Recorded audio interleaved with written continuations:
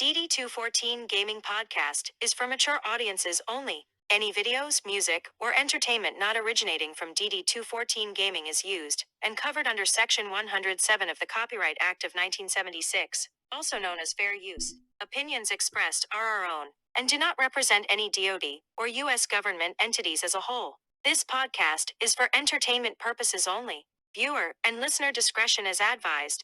You are no longer alone now because we have you.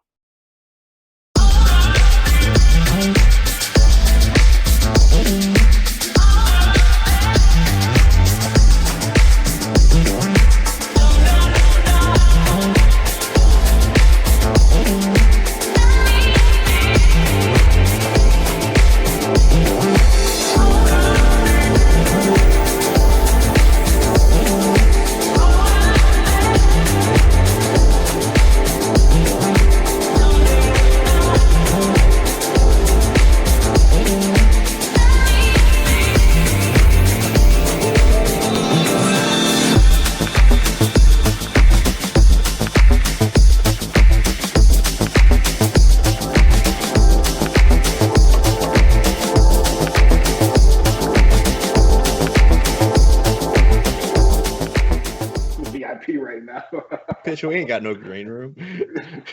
Trying to they get my official, green but they ain't in that the official. We don't have a green screen. We're not there yet. One day. Good morning. How are you guys doing today? MayDay with. Well, I woke up again. We made it. I That didn't think I was sucked. gonna make it on time. Yeah, people ask me fucking how I'm doing, like, you know, like the corner grocery store. I'm always just like, well, I woke up again. You know?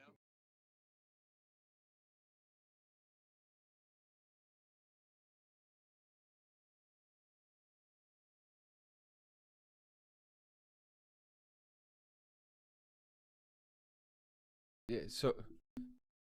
Oh, I'm fat. What you just call me?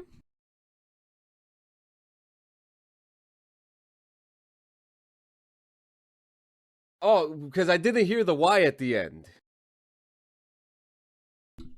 All right.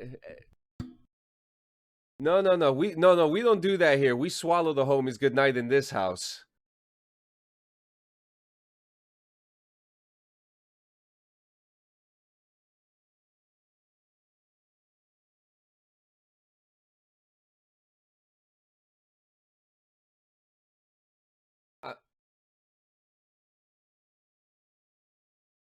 I'm gonna have to update those release forms.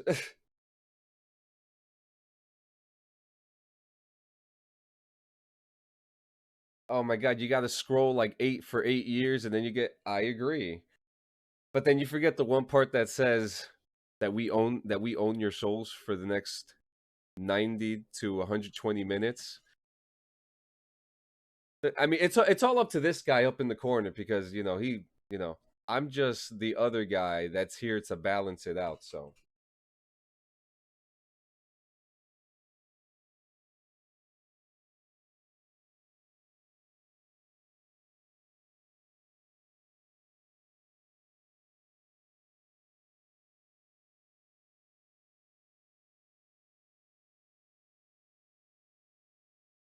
So I'm the guy. I'm the guy.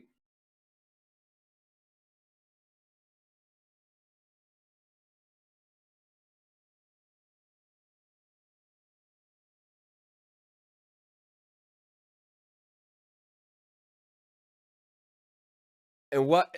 Hey, and while we're at it, introduce yourselves. Who do we have here today?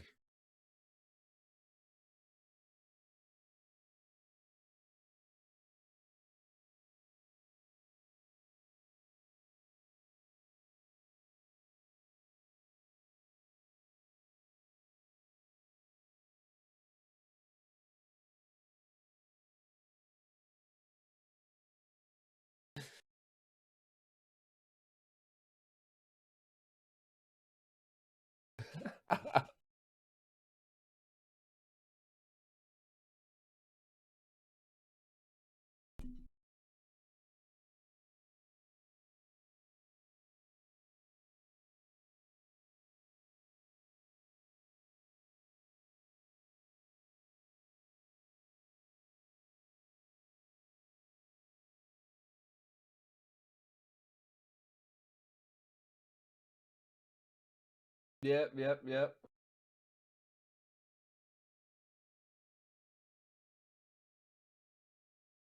Don't traumatize me, please.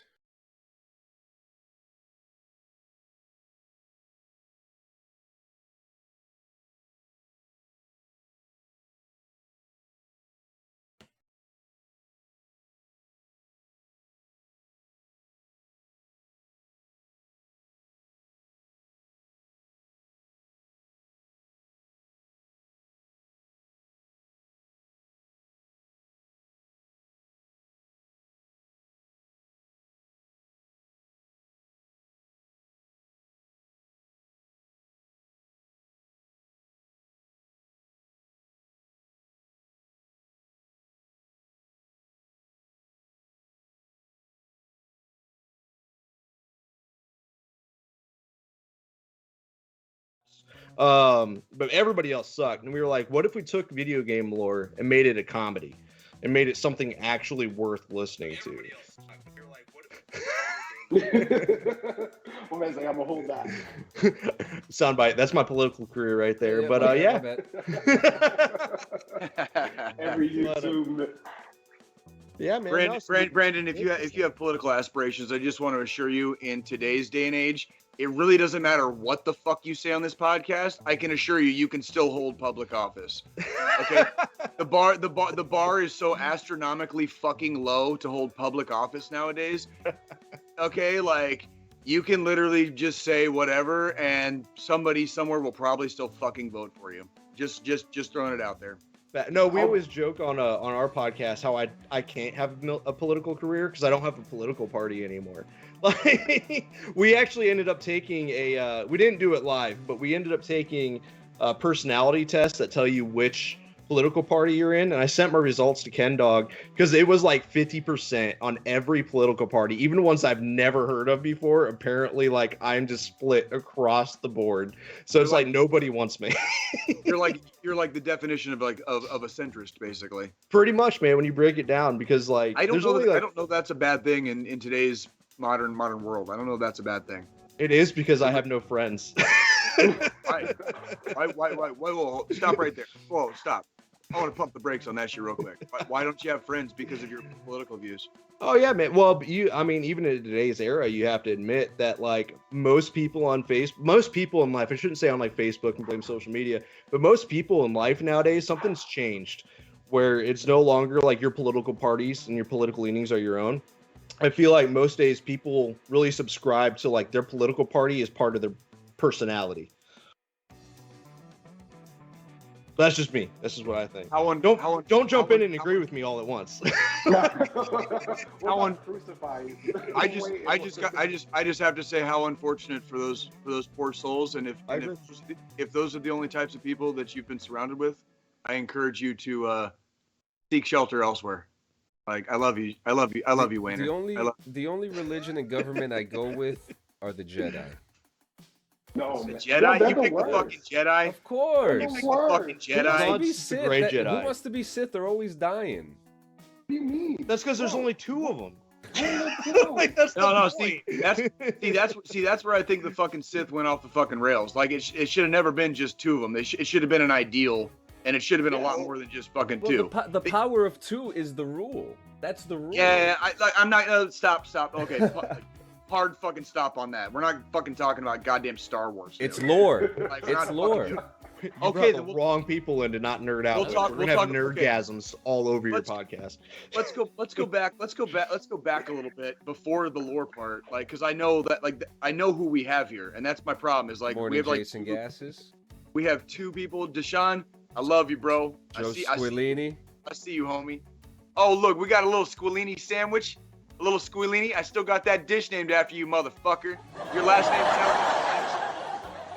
last name sounds like a pasta dish. I fucking made one and named it after you, homie. Joe Squillini. Good to see you, brother. See you. Yo, this man chefing it up. You romancing the old lady with the Italian? You got a little rat in your head that be cooking? Yo. Oh, you know nothing about my hair, bro. Like, I had the most beautiful fucking hair in the U.S. Army infantry, motherfucker. No, you made a mistake. Bro, I was the best. Fucked up. I had the fucking best hair in the U.S. Army Infantry from 2017, 18, 19, 20. Handshaking 21 when I ETS'd. 5 years running, U.S. Army Infantry hairstyle champion. I look better than you, and I'm better than Bro, this Here is at a Globo SEO Gym. promo. Globo Gym. That's right. That's right, baby. That's what I'm talking about. So what's the story? Okay, John, dude, how are you doing, man? We haven't even heard from you yet. Oh, hey, how are listen, you? man. I'm just here. Listen, I had, I'm over here just, making sure all the buttons are good, making sure nothing's catching on fire because the last, since we had a recent staff change, it's been, I was actually fucking prepared today. Very prepared. Were you really? Were you really? I had my shit on the notepad. I had the buttons up. I have the music going. Ain't nothing freezing, but I'm not taking no risks today, so I'm not. Went to bed early last night at 2:30 in the morning. Yeah. I got my wife into the GTA RP, so we went to sleep pretty late last night. Dude, okay? you got a whole 5 hours of sleep, bro. That is fucking money. Listen, That's I'd be happy if I got 5 minutes. All right, listen, Steve Harvey said there's 24 hours in a day. Why sleep through it? So that's what I'm saying, dude. That's what I'm saying, man. I'll fucking sleep when I'm goddamn dead, dude. Yeah. Like I remember sleeping in some of the fucking holes we dug, dude. Like, whatever. I'm not gonna get into all that right now. Me and Branden can talk about that here in a little bit if we want to. I will say that look at you're talking about digging holes. I was talking to one of our members, Sean Howard, the other day, and we were talking about whoopee blankets and getting naked in the field and having to cuddle each other just to get warm and shit. Yeah. Some special forces. I am actually I don't fucking know, but yeah. I am actually the owner of an extremely, extremely unpopular opinion in the Army, and it actually transcended my when I obviously I started as a mechanic, and then later in my career I changed over to the infantry, and I held this opinion as a mechanic, and I thought it might change. I thought it might change when I went over to the infantry, obviously because the training is a lot different and you're exposed to the elements a lot more, obviously. Not a fan of the whoopee.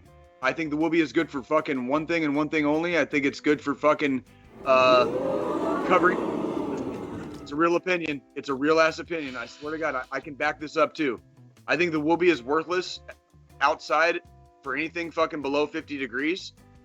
Okay? And I think it's only good for fucking like putting it inside your fucking stuff sack with you on extremely cold nights. I've had that whoopee save my ass on extremely cold nights at Fort Carson, Colorado, where I woke up literally with a fucking small layer of snow over my fucking bag. Okay, that whoopee saved me in the stuff sack. I had it in the stuff sack wrapped around me in my fucking in my sleep system, right? Okay, but outside, just kind of like covering up like a fucking poncho or whatever, that fucking thing is worthless if the temperature is less than 50 degrees. Fucking, unpopular opinion. Unpopular. Jay, I'd be upset too if the Kansas City Royals were 6th to last too, and the Yankees were number 1 in overall. So I'd be upset too. Yeah, I saw. So the Yankees are in town right now, and or they were a couple days ago. We had. And what was the term that you said happened? I want you to say exactly what you said to me. What happened to the Kansas City Royals? I'm gonna have to scroll because give me a second. It was funny, but it's one of many terms I use when fucking baseball or football teams get shellacked. I feel bad for you because you work at the stadium and you've probably never seen them win. I've seen one. I saw them win. I've seen them win one time this year, out of all the games I've either attended or been doing security for. Maybe it's you. It's goddamn it, John. What did I say? I say shit like butt fuck with a cat. They got butt fucked with a cactus. They got. Can you give me like the term, term that you're? The term that you said is that they got their shit pushed in. Oh, they got their shit pushed in. Yeah, they got their shit pushed in. It was fucking 12-2. It was 12-2, and the game. It was 12-2, and the game got called in the 9th because of rain. So because they went past the fucking 5th inning, the game became official. It was 12-2 in the 9th. Like the game was they got their shit pushed in hard. Yeah. Like hard. Like so. But Ball game over. Yankees win. The Yankees win! You done? Yeah, we're like 16-5. We're killing it right now. So now let's kind of get into this because I'm so curious. I've been seething at the bit waiting to ask these questions. Chomping. The correct phrase is chomping at the bit, my friend. I love you, but chomping at the bit. Listen, you know me. It is you know me. It's actually champing at the bit. I know you well enough to I know you well enough to know you don't know your freaking phrases. Yes. Or my Hey, words. neither do I. It's a I love normal you. thing. I love you, John. Oh, dude, I love you too. I love you too, man. What are you chomping at the bit for? Let's hear Okay, it. so we got to start from the beginning. How did you guys meet? What brought the idea? What because I have to say it's very I go around and I listen to a lot of podcasts. I listen to a lot of bad ones. I listen to a lot of good ones, but I haven't found one that's about lore. So what brought you to this world? Ken Dog, I take the lead all the time and talk over you. Yeah. I'm gonna let you pitch it. Cause I want to know how you remember us first meeting. Oh, I wish I would have pulled up the map on Halo. All right, so we got to go back to Halo 3. It's Valhalla. Yes, God. So originally, how me and this man met is pure coincidence. Like any Halo 3 lobby. So it's a 5-on-5 Slayer. Immediately, 3 people from our team drop. Match hasn't even started loading, and there are no replacements coming in. So I don't. It was like coincidence. The same time, all 3 drop. I go fuck, and I hear another voice on the mic say the exact same thing. And I'm like, all right, who the hell is this guy? So I think at the time, you wasn't Crimson. You had a different name. No, at it was the time. Crimson Down at the time. It was Crimson Down. Yeah, Crimson Down at the time. That was my OG name. Because I took Your I OG took, like internet name? Crimson Down? Yeah, because and it was based on what is Watership Down. What is Crimson? Oh, like Watership Down? So Yeah, because Watership Down is the most depressing story you could ever read, and I was like, I like that, but I don't want to hit it on the head. I have the book on my shelf like right now.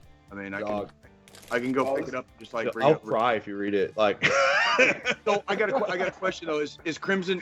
So you're going off the Watership Down reference. Is Crimson Down? Is that like so like you had your period and yeah, man. Well, you gotta remember, I was like, what, 13? Like, So you were having your period. It hasn't ended, just so you know. It has not ended. No, I've permanently been writing that PMS my whole life. But yeah, no. So I've changed it. Now I'm Fox of Crimson. You're right. What? Fox of Crimson. If you see Fox of Crimson anywhere online, it's me. No matter how faint it Fox is. and Crimson. Yep. So now you went from having your period to being a furry. Yeah, a furry with a period. Yeah, specifically. I want everybody to know that I'm not gonna go into it. It was at this moment that he knew he fucked up. Oh man, but I said I was gonna let you handle it. Yeah, Kendall. no, Here no, I am cutting you off like usual. Oh no, because that's gonna make me feel worse. All right, so there's this dog named Crimson Dawn, right? And my gamer tag to this day has always been Lulu Sucks. So there's no like special book. There's nothing special about it. I was like, all the best players have dumb fucking names. So what's the dumbest name I can think of? So me and this man go fuck, and then a 13-year-old PMSing Brandon is like, hey man, we're gonna lose this game, but let's put up a fight. Yo, and I shit you not, like from the books, me and this man have never played together, but we ran the match like a 2-man Spartan 3 headhunter team. So I don't know in Halo 2 if y'all remember that Covenant map with the 2 bases, and then the cave was like no man's land. Yes. Nope. Nope. All right. Well, either way, imagine an alien base in the Himalayas. There's 2 bases, and there's a cave under that interconnects the bases. So me and this man start on the left-hand side. He's rocking a battle rifle, and I'm rocking the alien carbine because I used to have a hard-on for Arbiter. So Arbiter. I also Kindog. I just want to let you know I also jerk off to fucking weapons. Like, yeah. He's doing it now. He saw the new Army's new rifle, and then he just can't stop. I've only seen his right hand the whole time, so I'm like, something's up here. left-handed, bro. I'm left-handed, bro. Oh, you're disabled too. Let's go. Count me in. I'm left-handed too. Yo, Jersey left-handed. It's meant to be. It's meant to I'm be. telling you, man. This was meant to happen.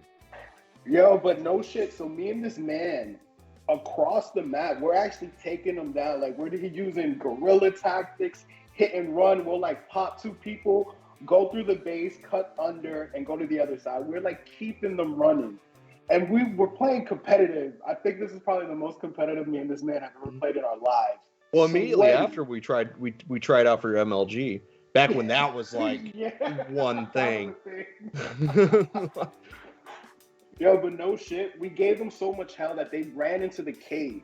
They would only play us in the cave because, of course, there's the kill point where if you come out, all guns blazing. But yeah, we put up a fight, and I believe the match ended 25-30. It's close. So yeah, we actually pulled the lead. I think at least twice, and we almost won the match. And then after that, the rest is history. That's special. Yeah. And that's how you guys kind of basically met, right? Yep. Yeah, no, that was the first interaction we ever had. We didn't meet in person until a couple years ago. I mean, we knew what each other looked like. We've talked. I apologize if I missed this part. How long ago was that? Oh, this is the beginning of Halo 2009, 3. 2008, 2009. And then you joined the army. Yeah, I joined the army in 2010. So you had met Kindog, and then recently after that, or somewhat recently in history after that, you joined the army. Yep. So what was So like, tell me, like, take us a little bit. Like, I want to hear. So what was it like for you two being friends while you did your like journey through the army? Like, I really want to hear that, Brandon. I really want to hear that. Like, I kind of disappeared off the map for what, a year, 2 years. So to kind of like wrap up where we were at. So legit, we were like playing Halo 3 like we normally would. Like we would literally hop off Daily to go meet our girlfriends, do whatever we were gonna do, and then come back and play games. We'd be like, oh, it's a 30-minute thing. It's an hour thing. I'll be right back. And this is probably the first serious conversation I think as a group we had with Brandon, because ever since that game, Brandon was like playing Halo with my brother, my cousins. We made friends, like mutual friends. Like this man played Halo with almost my whole family. And Brandon, he came to the chat. He's like, y'all, I'm not really doing nothing with my life. I don't know what to do. And I think I'm going to join the army. Well, just like every Dave Chappelle sketch, if y'all remember the Chip sketch where Chip's about to race the cop, and he's like, I know I should tell him not to do it. And he looks at me, he's like, well, man, shit, you got to race the cop. You got to race the fucking cop. That's legit. I'm like, dog, if you got to join the army, join the fucking army. Do you, dog? Right. Absolutely. And that's it. Just a quick 4-year thing. A quick in and out. In and out. 20-minute adventure. Oh boy, here I go killing again. Yeah, Like, I gotta say that it's so interesting because like there's people that I still play with now that I've known since even before I was in the army. I play with these Scottish dudes that I've been playing with since 2007, 2008. God damn. You know, it's very interesting how gaming friendships tend to be the strongest ones. Because I mean, the long distance friendships, like I'm in New Jersey, Jay's in Kansas City. We honestly don't even speak that much, but we're best of fucking friends. And what brought us together? Video games. You know, That's right. That's the only reason why exactly why we're here today. So it's so cool to hear. And then look at where you guys are now. Started a fucking company with this Yahoo. That's a story in itself. Yo. I want to hear about that. Like, what was the genesis of, like, we've told our story on this podcast a few times of how this podcast kind of like originated. What was the genesis of you two kind of playing video games together, but then kind of transitioning to, oh, we're both really, really into like the backstories and shit, and then transitioning from that into, well, let's do a fucking podcast about it. Like tell us a little bit about that. So I was infantry for 8 years, and then I switched over to recruiting. And for that 3 years of recruiting, we used to have, like, because we believed in setting people up. Like, we were realistic recruiters. Like, we didn't sell people, like, on bullshit. It wasn't like, oh, yeah, man, you're going to go, like, it was like that, those Family Guy commercials for the Army where they're on yachts with chicks and, like, throwing money everywhere? Like, that's how, like, most recruiters are, and that's why recruiters get a bad rap. But me and the coworker, we were like, yo, let's just give it to him straight. Like, let's be those recruiters that other people tell to go see, because they're going to be like, nah, man, that job sucks. You don't want to do that. Like, you don't want to be a shower and laundry specialist, like, ever, you know? Right. So we used to have PT with all these soldiers, these future soldiers, to get them ready for it. And we used to do, like, I'm not going to say we broke the rules and gave them real PT to get them ready for basic. But I will say it was pretty hardcore. The other recruiter handled that because he was a master fitness trainer. So obviously that's his lane. I'm not going to pretend to be on the level of that.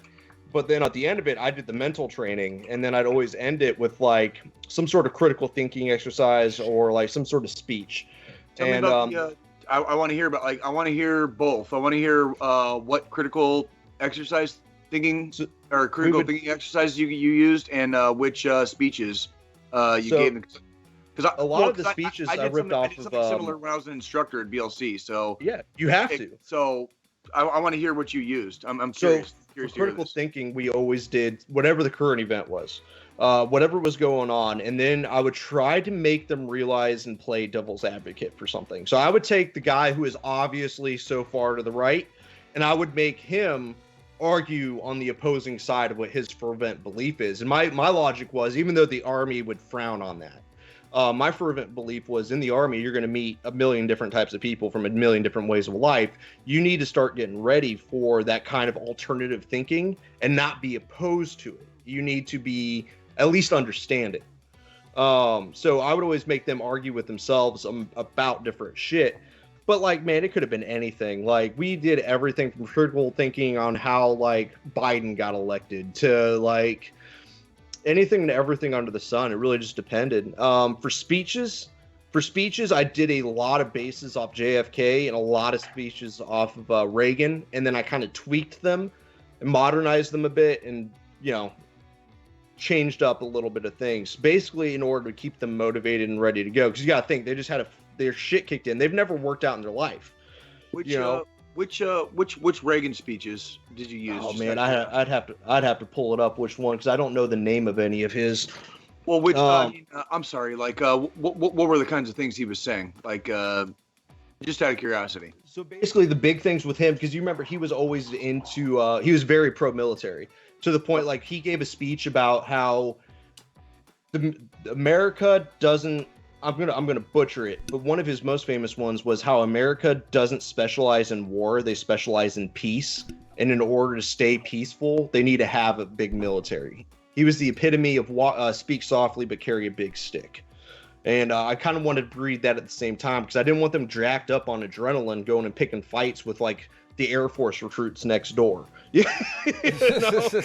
Like, so, like, hey man, yeah, it was very much all of his shit, because he was the embodiment. Like, if you meet an infantryman in the Army and an infantryman in the Marines, they're two different types.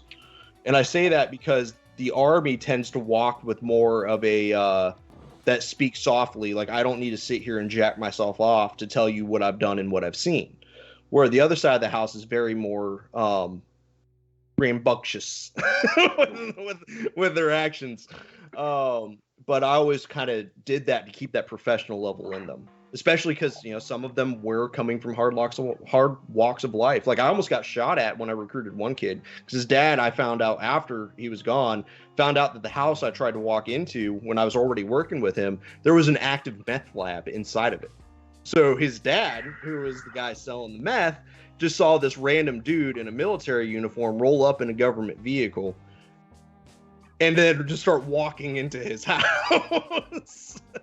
I almost got that day, but I always try to keep that professionalism with them. So Reagan and JFK were the two that I always did, because when I think of presidents, disagree or agree with their politics, whatever, you can't disagree that they were at least professionals in what they did. So absolutely, I would always go with that. But yeah, so it started with that, and then they were like, you need to have a podcast. You need to do this for a living. And I was like, there's no way, because people will catch on. I'm just ripping off JFK and Reagan. So here's a question, because you did mention in the show that you used to skip work to play video games with Ken. How many times did you do that? And we're talking In the Army. Yeah, we're talking In the Army, service Wayner. time. Yeah. In the In the infantry Army, at Wayner. that. In the infantry at that. This was before I was a recruiter.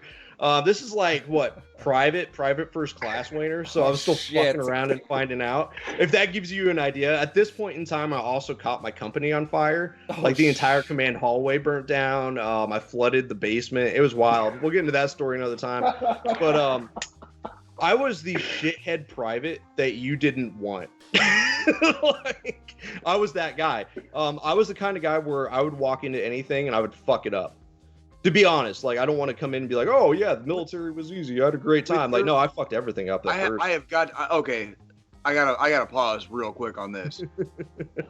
You are an extremely lucid and intelligent individual. How in the fuck were you the fuck up private? I think culture shock was most of it. Bearing in mind, man, I come from Nowheresville, Missouri, and I got stationed in Washington, D.C. And my dad was great. I had a great father. I loved him to death. But he wasn't around much. He was very sacrificial. He believed in working hard, so that way I would never want anything, which meant because he was working hard, he was a truck driver, a long road truck driver. So his typical trips were from Iowa to California. So I barely saw the man. So I didn't have those hard teachings growing up that a father would usually instill. So I kind of rebelled a lot, to the point where like I actually had chapter paperwork at one point in my career, Jesus. put on me. Yeah, man, like that bad of a fuck up. How old were you when you joined the Army? I joined right after high school, so 18 fresh. Okay. But I fortunately enough, one squad leader was like, "Hey, yo, this guy's a fuck up, but I understand him." And he literally requested me to go to like the prestige squad in the company. For those people who are from there, it's the color squad. And he was like, "Yo, I'm taking him, and I'm gonna fix him." And like what he said, he sat me down when I went over there. He was like, "I'm gonna fix you, deal with it." And I was like, "Yeah, sure, whatever, hobo." And then I've been the guy on the other side of that, so I know exactly what you're talking about. But man, he did. He really did. He was the one who managed to make me take those teachings that I would later preach and actually live them.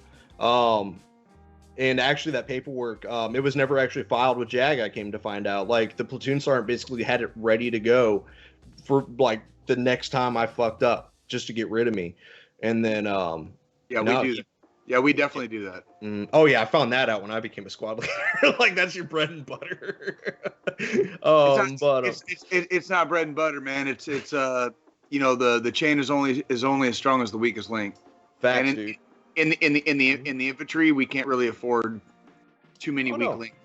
We can afford a weak link here and there. We can't afford too many. You know what I mean? That's the shittiest, like, the infantry. Like, one of the biggest differences that I noticed in the infantry versus when I was previously had been a mechanic was in the infantry. Like, you could actually get fired from your job. Yep. Like nowhere else pretty much in the Army do you really get fired per se. In the infantry, it can happen like tomorrow. It can happen every fucking day. You get turned into a fucking paper pusher. At that point. You can lose. You won't get kicked out of the Army, but you're gonna lose your fucking position. You're gonna lose your fucking job.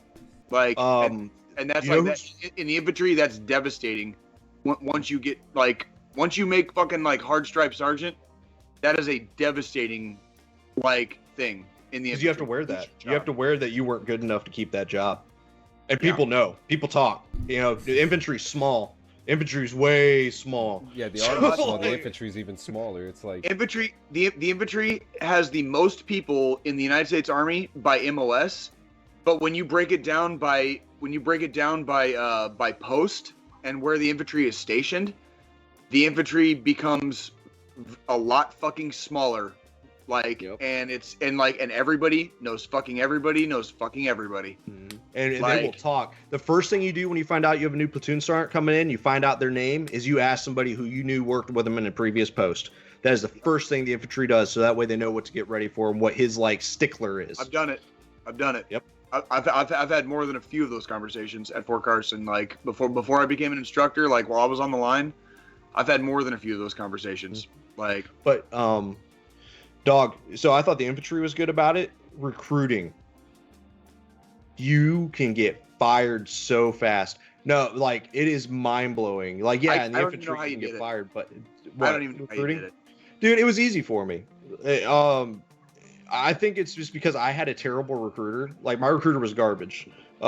He basically he was that 1980s car salesman recruiter. Like, you know what I mean? So like he promised me everything under the sun, which I think is another part of why I was a shithead as a private. Did you get a bonus? Yeah, $1,000. It's not a bonus. Bro, Yeah, but I have to because it is titled as a bonus. So I don't want the army to come back and be like, according to his records, Sergeant Wayner is a lying piece of shit. Like, you know what I mean? I need to go on record and state that like I only received a bonus one time, the entire time I was in the army, up to and including like joining. Oh, shit. Like, What was it? I got a bonus the very last time I fucking reenlisted. I reenlisted in Afghanistan on my last deployment in 2018. I did in fact get a small bonus for that reenlistment. That was the first and only bonus I ever got for either enlisting or reenlisting in the army ever. Like, and that was in 2018 after I joined in 2010, same year as Brandon. So That's so weird that we went in. Yeah. What month did you have your basic training? Like, what was your start date? I was at Fort Leonard Wood on January 19th, 2010. Shit. So right before me then. Yeah, I graduated basic on I think April Fool's Day. I went over. Wow. Explains everything. Say no more. I did AIT. I did AIT also at Fort Leonard Wood. And then when I was finishing AIT and everybody was getting their orders and all excited to see where they're gonna go in the army and like change the world. I'm gonna be a fucking badass mechanic. I'm gonna fucking turn some fucking wrenches, bitch. Right? Like, I got Fort Leonard Wood. So I stayed at Fort Leonard Wood. And I see the cringe, but like, believe it or not, I shit you not. Fort Leonard Wood probably Holy like, shit. probably like saved my career, but like gave my career like a shot in the arm. Believe it or not. Like, I shit you not, because being active duty at a training base when there was only one brigade. There was only one brigade of Force Com at Fort Leonard Wood at the time. So I was basically like in a bubble the size of a brigade. And for those of you that aren't familiar with like armyisms or whatever, yeah. So I've spared you so much. Jay, they have a word for that. It's called jargon. So like, okay, let's use Fort Carson for an example. So my last duty station was Fort Carson before I got out. Fort Carson is home of the 4th Infantry Division, okay? Within the 4th Infantry Division are multiple infantry brigades. After the infantry brigades, you have multiple separate brigades and battalions that specialize in different things. So you have like combat air battalion, okay? You have the 10th Special Forces Group, also on Fort Carson, okay?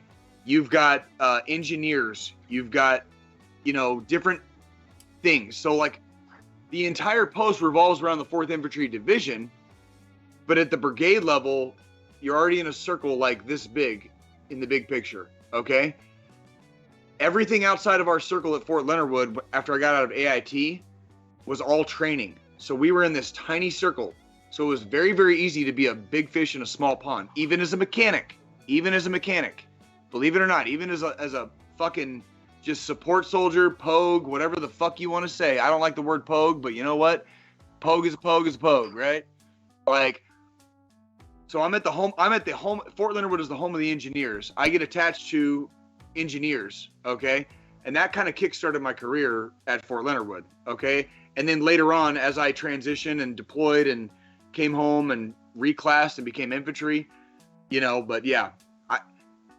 Brandon, we're leaving something very big out, and that's how you and me met, so like in the middle of all this, in the middle of you and Ken Dog and being a shithead private and hanging out with Ken Dog when you probably should have been doing something fucking else, you know, like for your sergeants. Like you went to, you know, how did we meet? I want to hear your take on how we met, you and me. I think we first met. It was definitely ALC in what, 2018. There's a 2017, and okay, yeah, because 2018 January is when I went to Alabama. But yeah, I think we met. I can't remember his name anymore, and maybe you will. But the guy who was super into wrestling, and he was teaching me about the head, the face, and the heel. He got kicked out later because he failed land but I don't remember anybody from that school that got kicked out. Man. Yeah. But yeah, first night when we were all drinking on the I don't know what you'd call that, smoking deck. Not like, I don't know what you'd call that little shithole, but I think that's where everybody was first drinking. But you and I didn't interact at all, and then I don't remember our first interaction actually. I don't remember our first interaction. I remember that you and me and Craig and Behringer clicked up. Basically over. We were there for 45 days straight. So like it was like we were locked down like together at an Army NCO school, you know, for 45 days straight. But the funny part is like you can tell like who knows that like this is just like a fucking a box that's gonna get checked for your career. Yep. And take it about as seriously as a box that gets checked. And the people that were like way too fucking like hoorah, fucking hula, fucking high speed, like wanting to fucking like whatever. Just lead the way for some fucking reason. I drank a 6-pack of Yingling every fucking night for 45 days straight, and that was the start. Branden can tell you stories about nights that we drank so a lot much more. Worse. We drank a lot more than a fucking 6-pack. I drank a 6-pack every fucking night. I treated that like a 45-day vacation to beautiful Fort Benning, Georgia. Okay, like, cause that's what it fucking was. Like, that's what ALC was. All right, I'm gonna have. Where the fuck is the Reveille? Réveille-toi. God Ici, c'est damn les it. cités de France, Narvalo. I had the Reveille. The Reveille's not here. I don't want to hear about fucking Fort Benning. I'm done. But I agree with you because I walked into it thinking like this was gonna be the hardest thing I've ever done in my career, and then on day one, Actually, I will say, I'm going to say a version of his last name because I need it for the story. But we were in our class, and we were just hanging out, doing our work, whatever. I think machine gun theory or some shit was brought up. So he was like doing like a brief on it. Like the whole first day is basically spent on teaching what not to do. Especially for all of those of you out there that don't understand necessarily military terminology, there is a class, and we do teach machine gun theory. Okay, we do teach machine gun theory in the fucking infantry. That's the best way I would describe it is it teaches you how to throw the bullets instead of shooting them. Is the best way I can explain. Correct. Exactly correct. That's how you shoot. That's how you shoot. It's how you shoot into what we call dead space. So dead space is is a term that we use to describe something that you can't see. And if you are in certain types of positions, or especially elevated positions, you can use the curvature of the fucking bullet at certain distances, okay, to throw your bullets as they curve and fucking start dropping with gravity. And you can make splashes where it is likely that troops will be. This is called machine gun theory. And so for all of you fucking assholes that think infantry guys are just dumb motherfuckers, guess what? A lot of us are really, really fucking smart, and we use fucking things like gravity and the curvature of the fucking earth, okay, and the Coriolis effect to find better ways to kill fucking you. So if you ever meet a guy out on the fucking streets and he says he was fucking infantry, walk the fuck away. Science, bitch. Leave the fuck alone. That guy, I guarantee you that the infantry guy on the fucking street already has his own friends, already fucking knows where he's going. Fucking leave him the fuck alone. I promise you, just leave him the fuck alone. That's the funniest part, because my wife will ask me if I want to go hang out with people, and I'd be like, I already have enough friends. So, like, I have 3. That's way more than I need. like, I'm thinking of making some cuts, actually. But I realized that ALC, it might have changed since, because I'm sure somebody's going to be all like, ALC is difficult and blah, blah, blah. But I realized it wasn't that difficult when the other instructor walked in, because he cut his class out early. And it was just after Halloween. And the dude was like, yo, dog, I fucked up last night, talking to the other instructor while we're mathing shit. And he's like, why, what happened? He's like, so you know how Debbie has been telling me I need to drink less?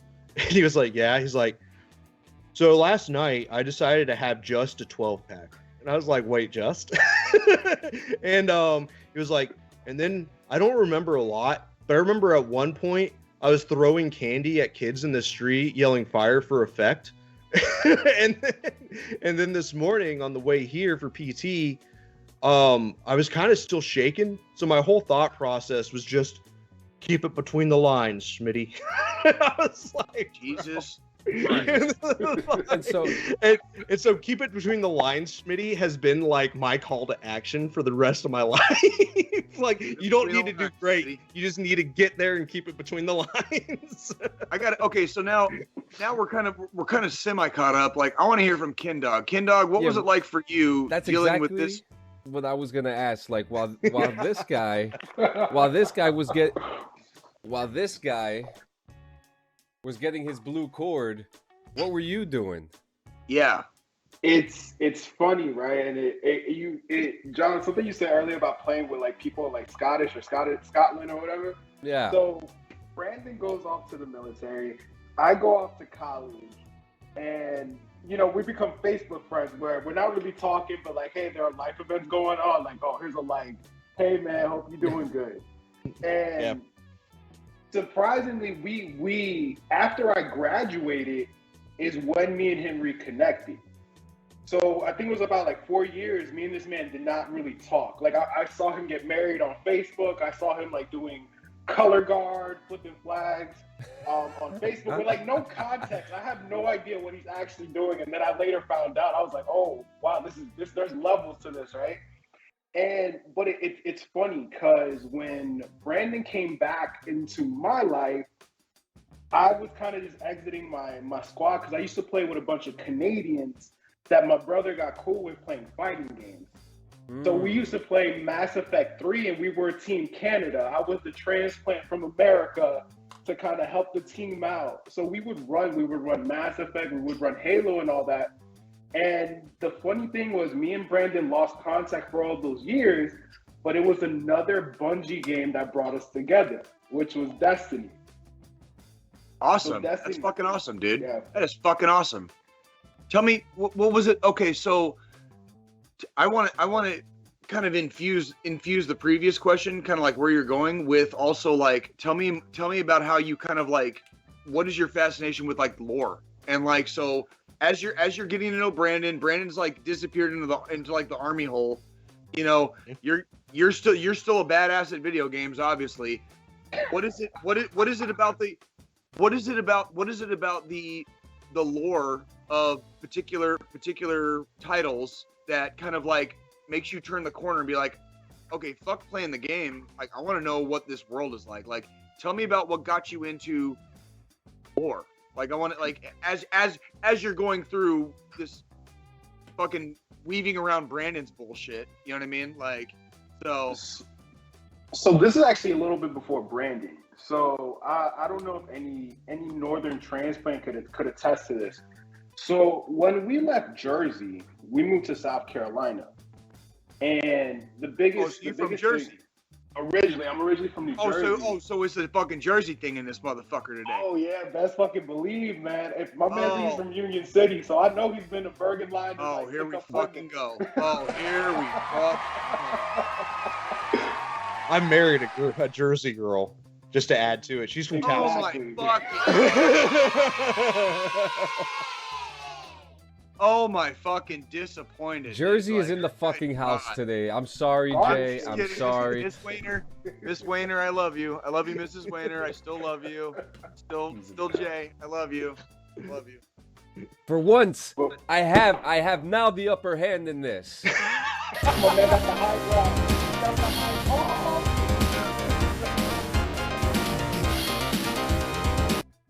shit. So yeah, man. So keep on going. It is very interesting because so you leave New Jersey, and so because I'm thinking this too. You guys are, so you're from Missouri, right, Brandon? Yep.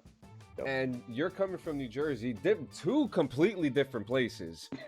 You know, because like, okay, because when I think of Missouri, I mean, me and my family, we took the trip to Kansas City last August to see Jay, and Kansas, you know, that whole ride, you know, cornfields, grass. We don't got that shit over here in the East Coast, you know. And Ken can say that the East Coast, as Jay says, we build up, not out. So Exactly. So with that, you're definitely living a different walk of life. So what you know, again, so what was happening? You're playing these games, you're playing with the Canadians, you go to South Carolina. Right. So the biggest thing with this, just lore in general. So this is actually in '04. So this is like years before I even heard Brandon's voice. I wasn't coping well with the fact of there are no sidewalks. I can't go anywhere. There's no public transportation. Like, you're stuck in whatever subdivision you live at and somebody has to give you a ride. Because of that, I ended up reading more. So I ended up reading more books about Greek culture, Roman military. I was reading books about myth and legends from across the world. I think I would pull out of the library the Brothers Grimm fairy tales just to see how the stories were written back in the day. Hell, I pulled out Dante's Inferno. No idea what I was getting into. And I think I stopped after getting through hell because I didn't want to read about purgatory and heaven. I'm like, this is what I needed to read. But yeah, it's a combination of that. And I'll be honest, I think I'm pretty bad at video games, but the one video game I always excelled at was Final Fantasy. And the game is nothing but lore. Which one? Nothing but lore. Which one? He peaked so hard. Yeah, so it's funny. I started playing 7, and when I started playing, I would rent it and have my brother play it. So this is like pre-Twitch. I'm like living the Twitch era before it becomes a thing. And eventually I drum up the courage to start playing. And I go from playing Final Fantasy 7 to Final Fantasy 8. Like, Final Fantasy was really the only thing I would play. I have to agree. I started with Final Fantasy 7 also. You know, obviously after the Sega era, you know what, you know, obviously, you know, we all played our Super Nintendos, our Sonic the Hedgehogs and stuff like that. But after that era, really was like Final Fantasy 7. You know, the previous ones were all in these previous generation consoles. And here comes Final Fantasy 7 with a whole...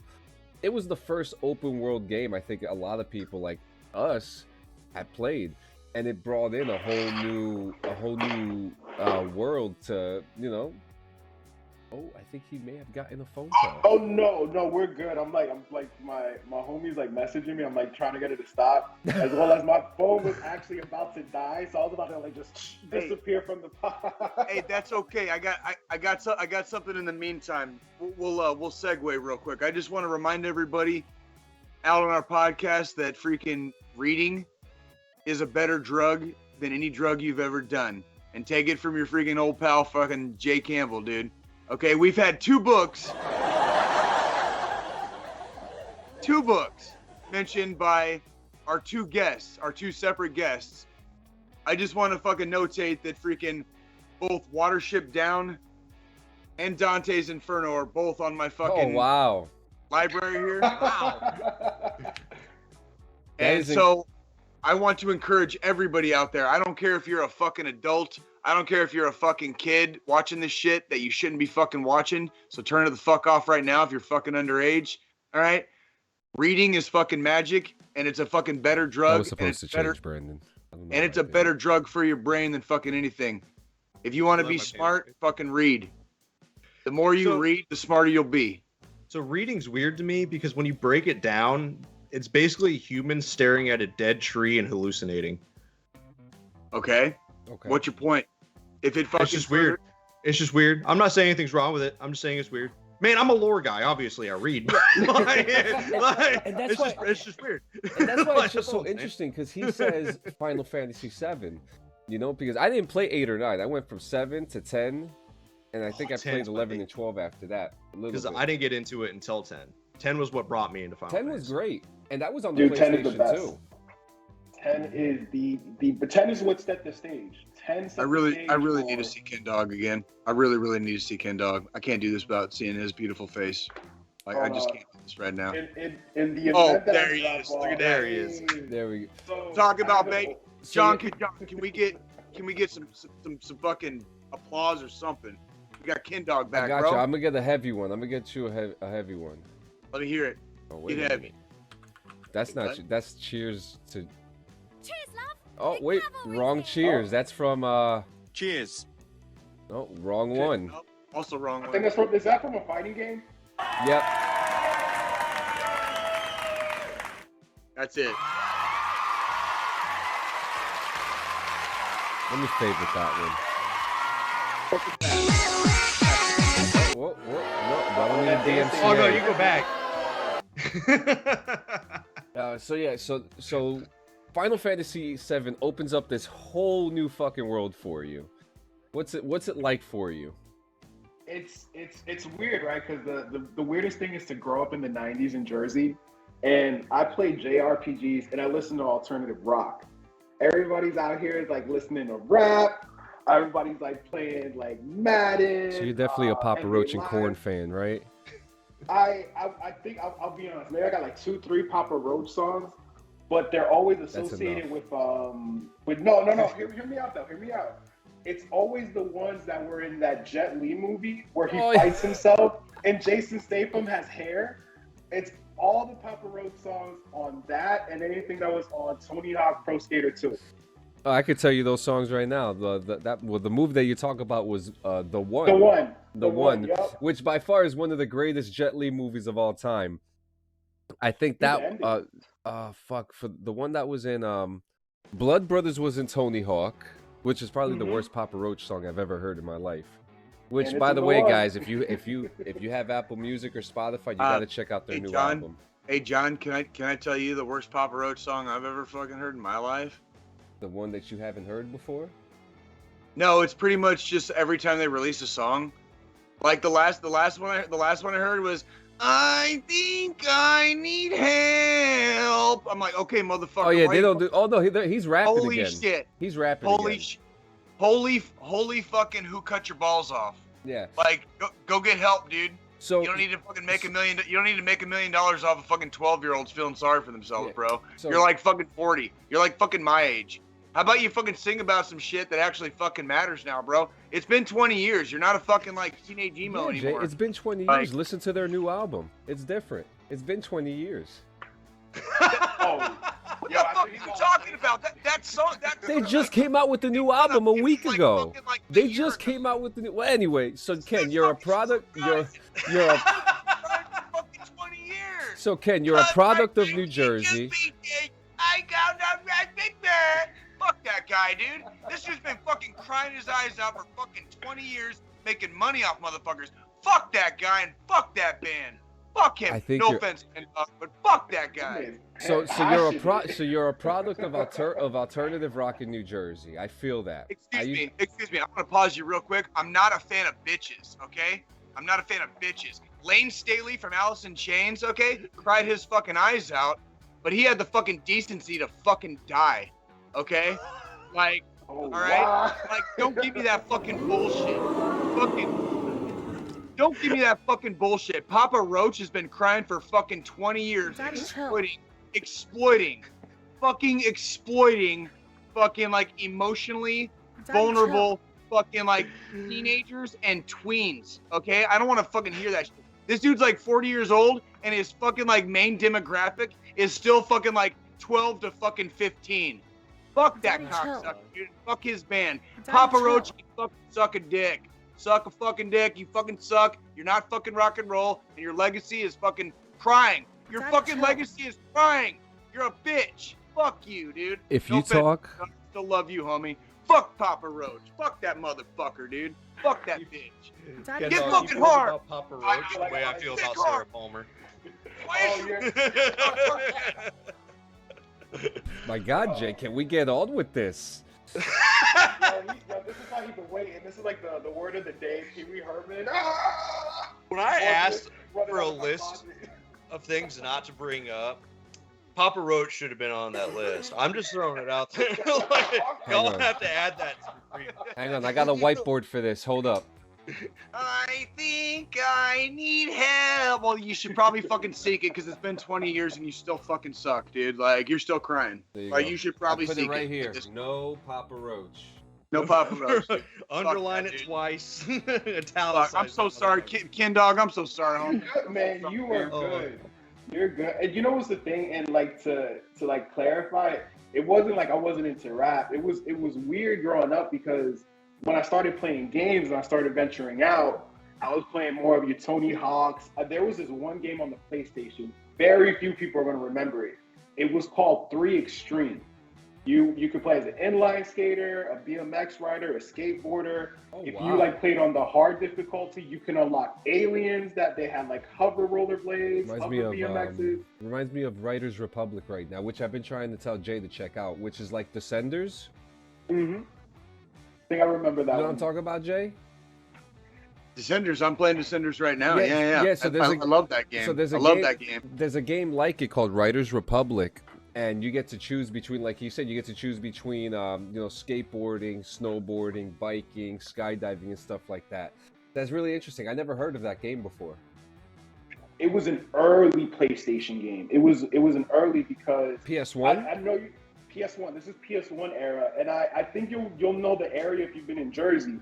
So the block that me and my family lived on in Jersey City happened to be the same block where I don't know if y'all remember that really interesting movie called Ghost Dog. Yes. Yes. Yeah, so Ghost Dog. Ghost Yeah. Dog with fucking Forrest. Forrest. Yeah, Forrest Forrest Whitaker. Yeah. Yeah, I seen that motherfucker. I seen Ghost Dog, dude. I live in the Ghost world. Ken Dog, I live in the Ghost world, homie. You think I didn't? I live in the Ghost world, homie. Bro, he Like, brought it back with that fucking movie. I haven't seen that movie since it came that's out. a bad dude. Anybody I've never hasn't seen seen Ghost Dog, you need to fucking check that shit out. Forrest Whitaker is the baddest motherfucker on the planet. All right, Samuel fucking Jackson might fucking might lay stake to that claim, but fucking check out your boy Forrest Whitaker. All right, because he ain't no fucking joke.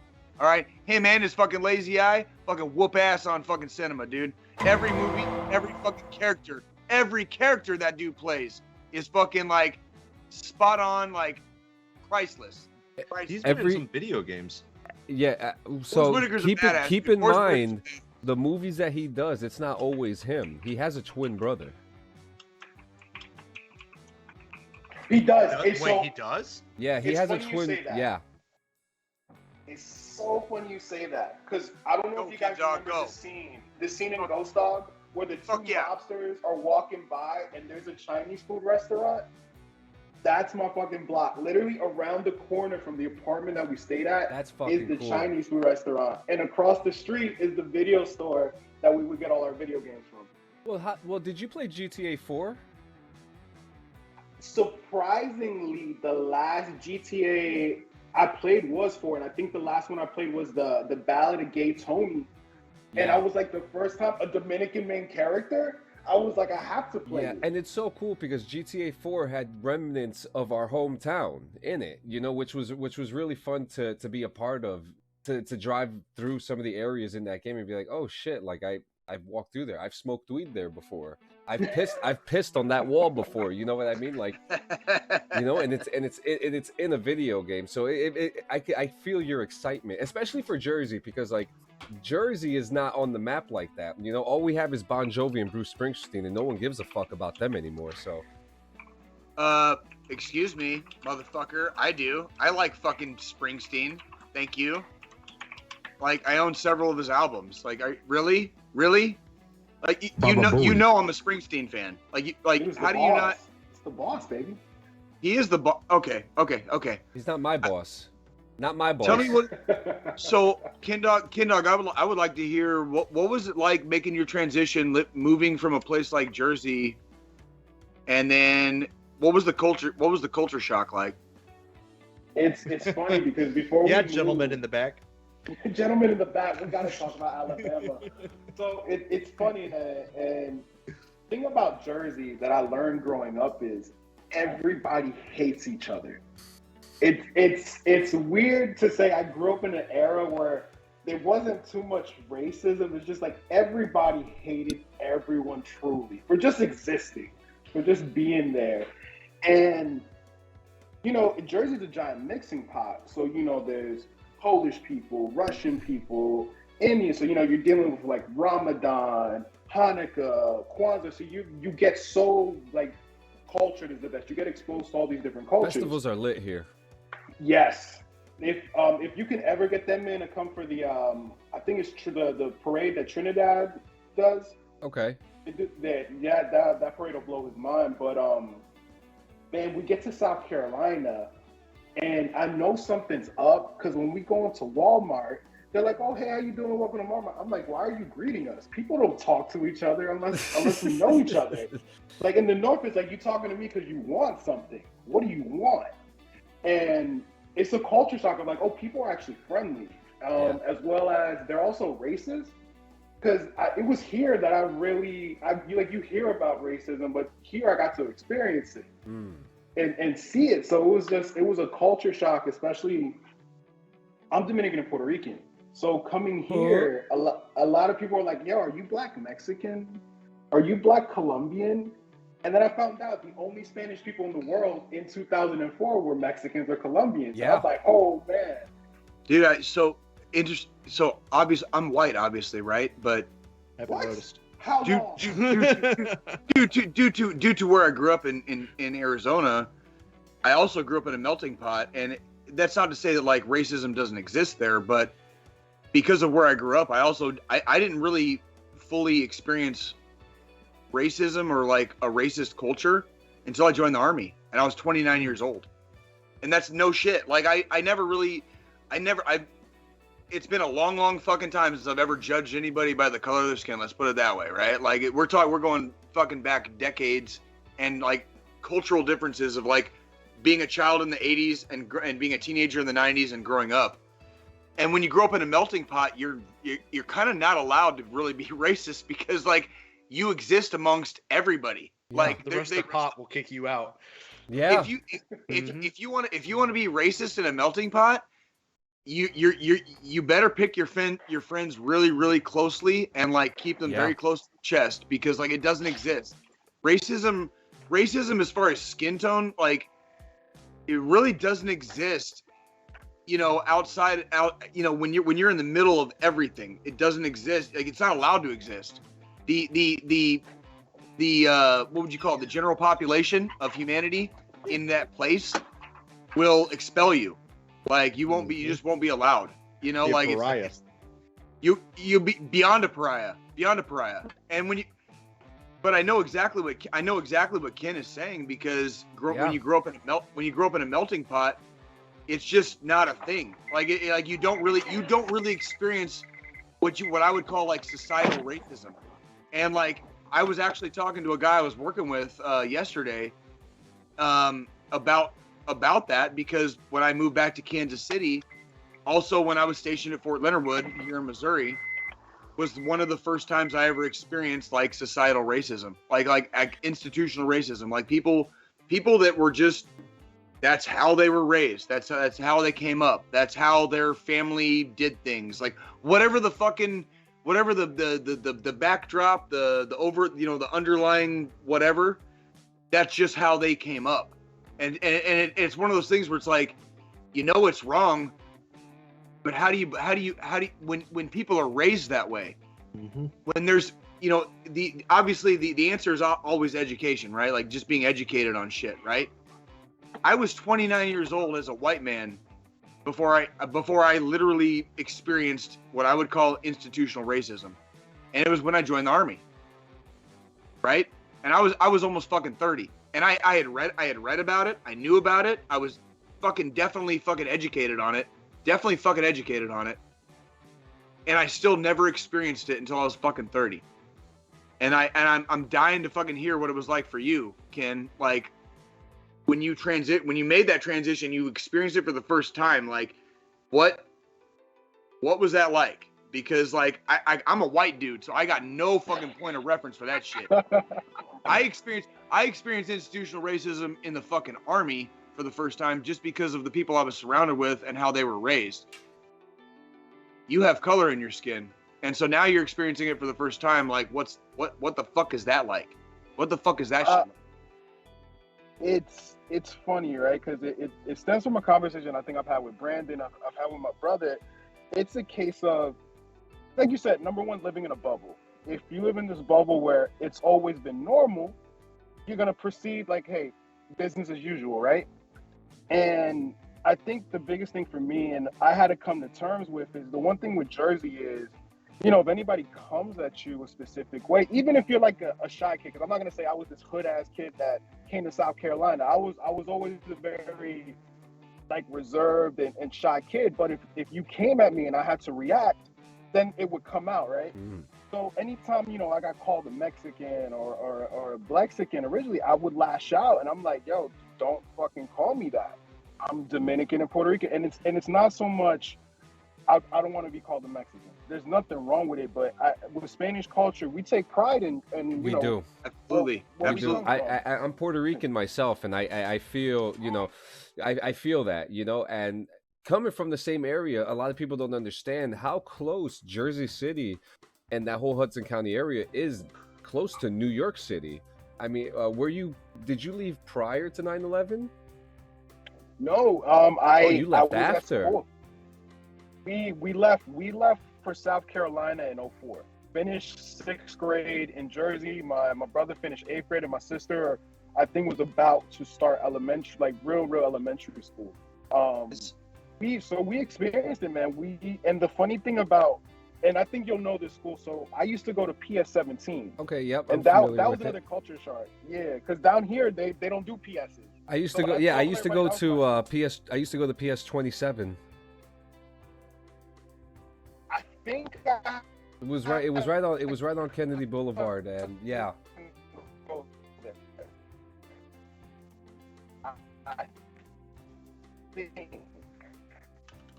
Yeah. So we were. You know that is another thing. This is gonna segue really well eventually, like into my weekend review, because I'm looking forward to hearing more about Ken Dog's kind of transition. Brandon, can you tell us, so as you and Ken are playing video games and gaming together and doing X, Y, and Z, tell me more about, like, so how did you guys, like, when you guys decided to do a lore podcast and you both realized you're both kind of like heavy into that stuff, like, tell me about it. So, I mean, it came up, I had just getting out of the Army. I was smart when I got out. I'd saved up a year's wages to BAH, BAS, like everything, like a year's wages I had in the bank. So I didn't have to work for a year, at least a minimum of a year. And once you realize how much frivolous shit you spend money on, like it's probably gonna be more than that. But so my whole goal was I was gonna be a stay-at-home dad and raise my son, because how many fathers have that experience where you get to like raise your child, not have to like hand them off to daycare, like have an actual father influence on them. So I did that, and then, man, I'm not gonna say I got bored, but I did miss that production value you get from the military. So I decided I was gonna go ahead and do this podcast, and I went up to Ken Dog. I was like, hey brother, I'm doing this, I'd like you to be a part of it, because our personality meshes so well. I think it would take on air. And this motherfucker, I know he's having a little difficulties right now, but this dude, he looks at me and goes, nah, man, I'm trying to get this promotion at work. I got to take this test I got to study for. Hit me up in a month, and then we'll redo it. And we always joke about it because he fucked up that test, so he didn't get that promotion. Oh, shit. So I always give him shit. It's like, where'd that bring you? Right here back to me. And so we did it, man, and we really don't know what to do with it. And I say that in the best way possible, because it does have a nice fan base, you know what I mean? Like, I do think the way we have things with some tweaks, it can be something super successful, because while it is a niche audience, they are a very dedicated audience. Wow, and that sounds like fucking Juggalos to me. Like, again, ICP never has to fucking work again, and I just want to let everybody know that they still exist. They're still putting out music, and all of you fucking assholes in the fucking 90s and early 2000s that said fucking ICP fucking sucked, I hope you fucking think they still suck. Guess what? Your fucking favorite artists from the fucking 90s and early 2000s probably aren't fucking putting out any new music. ICP fucking still is. They're still fucking rich. They made it, and fuck you from one juggalo to fucking the whole fucking family, dude. Like, much motherfucking clown love, dude. Much motherfucking clown love, dude, from fucking a 1990s fucking juggalo. Not some fucking like late 2000s, whatever the fuck. I knew ICP.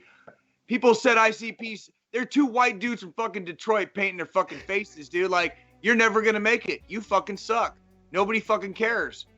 Apparently people cared because they never have to fucking work again a day of their fucking lives. Their fucking families are set the fuck up. They take care. John, calm down. All right. Like, I'm just saying, a niche audience is a niche audience, but you know what? If you find your fucking niche, fucking dig that fucking niche all the way to the fucking core, dude. You know, that reminds me to like kind of go off that. I know like another artist kind of like ICP, they have a very dedicated fan base. And no. They have like a lot of haters though for some fucking reason. You may have heard of them. They also like really big, but it's from that 90s, early 2000s era. They're called Papa Roach. What's the fucking niche for that? What's the niche for that? Like fucking like, how do you carry that niche for 20 years? How do you carry that niche? They carried it for 7 and then they stopped it. Yeah, and then they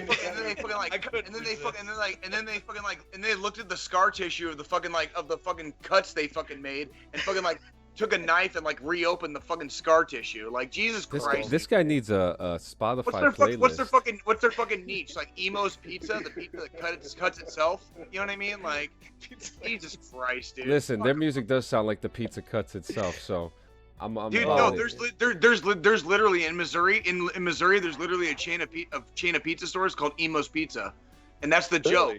Like, do you go to Emo's Pizza because it cuts itself? You know what I mean? Like, that's the joke, dude. Like, that's like. Is that come on. okay? Wait a minute. Isn't that controversial?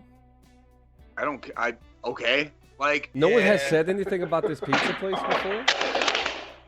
Well, it's Missouri, so nobody really pays that much. It's Missouri. In Missouri, if it was like New York or Chicago, people would be up in arms, I'm sure. Missouri people are very live and let live. Like, yeah. I swear to God, for all of their faults, Missouri people are very live and let live. So like, if you want to do your thing, you might not have any fucking friends, and like, you might be completely isolated, but you can do it. But the rent is cheap. You do your thing, right? Speaking of, while you're there, I need you. My uncle actually owns a brewery in Kansas City. You need to go to called City Barrel, and tell him Branden sent you. His name's Grant. Say one more time. My uncle owns a brewery. What's in Kansas City. Your uncle's name? Grant. Grant. Yep. City Grant.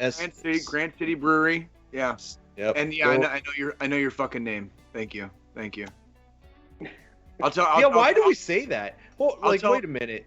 In all culture, all pop culture, it's always and tell them so and so sent you. Like, why do we do that? I got you. I'm gonna tell him his nephew freaking sucked me off at fucking Fort Benning. Like, freaking. He'll give you 2 beers. That's a hot take. That's a hot take. I'll be like, hey, Grant, can I get a beer? Your nephew sucked me off at ALC in Fort Benning, 2017.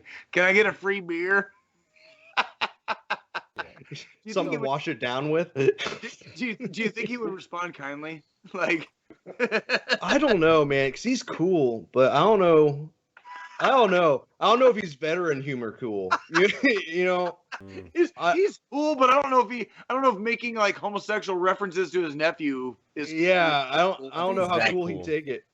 That he just lost like a bunch of weight. Like, the dude lost like so much weight, so he's like actually fit now. So he might be looking for a reason to try. I don't know. If he's your uncle, boy, would that be a bad day for Grant. Like, I just got bad news for Grant. Like, oh man. I don't know. I will. I'll tell you what, dude. I will actually, like, real talk. I will check that place out, dude. And like, we'll totally fucking like plus it up on here, dude. Like every chance we get, because that's what we do here. We support the homies here. We fucking swallow homies here. We don't kiss homies. We don't kiss homies. We fucking swallow them. We swallow them whole on this show. Okay, so. Are you crying? There's no crying. There's no crying in baseball. You don't cry here, okay? So I just want to so I just want to say I've been listening to your show all fucking week. Thank you. I listen. I'm instantly a fan, and especially for a guy like me who can't stand Halo, because I really can't. I'm not even gonna lie to you. I bought an Xbox and I didn't play Halo. I fucking played Forza and fucking Batman up until I was not a Halo guy. Okay, I'm gonna be honest with you. I was not a Halo guy so much that the first Halo game I played was ODST, which to some people they don't like. I actually like the few that because I did go back and I did play Halo 1 and 2, and ODST was pretty cool. I thought, and listening to your show, I'm sitting here and I'm just like, oh shit, do I actually kind of like some of the stories behind Halo? Yes, I do, because there's some interesting things, because we're talking about lore here. So and this is actually like my first part here that I wanted to talk about, is what interests me so much about your show is that you fucking dive into the belly of the beast. It's rough in there, buddy. I'll tell you that. You know what's fucked up with you saying that you weren't big into the games? We haven't even hit a game yet. We're still that far in the lore that like we are still in comics. Don't get me started on Captain Backhoe looking for a relic in his backyard. Yeah, we're not. So the Silver Timeline. Yeah, thank God we don't ever have to talk about it because it's its own animal. We're talking straight canon. I'm glad we all agree here that the show is a silver piece of shit. Well, yeah. Well, I'm. But my man, I have a problem. All video game movies and shows always come out like garbage because when they do interviews with the writers always blatantly say they never played any of the games. And it's like, well, why would you, even if you do it that way, why would you not say it? Like why would you say it out loud? What you got there? What's that? It looks pretty. Dunkeel? It's a bullet. It's a bullet, and my friend, it's a bullet, and my friend, and one of my fellow, and actually we've had him as a guest on this show. My friend Pablo Martinez. It's a bullet, and he made it into a motherfucking bottle opener.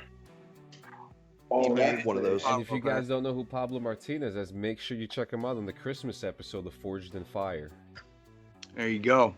There you go. Yeah, he was a Forged in Fire guest. So yeah, I mean, it's so cool. I mean, learned about what happened on Mars, the war in Brazil, the shit that Germany was doing, all this stuff.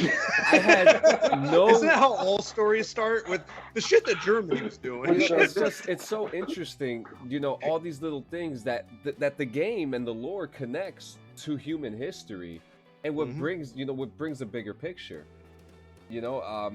So you're on your 5th Halo episode. About how many 20 more do we have left until you're done with the Halo universe? We don't know. What, 40 episodes? Another 40? I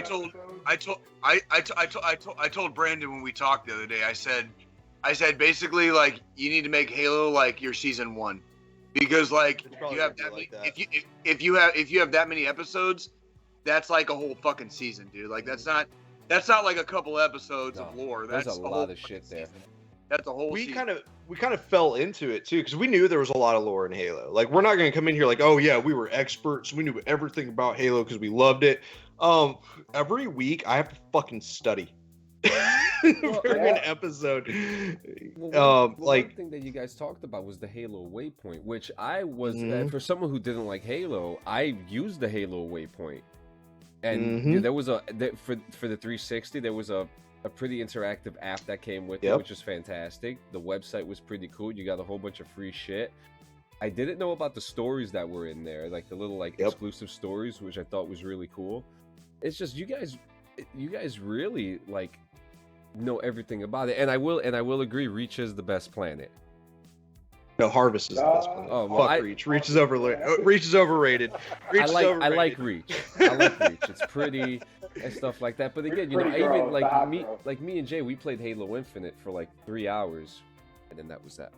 You know, it's just not there. But you guys intrigue me so much to learn so much about the universe.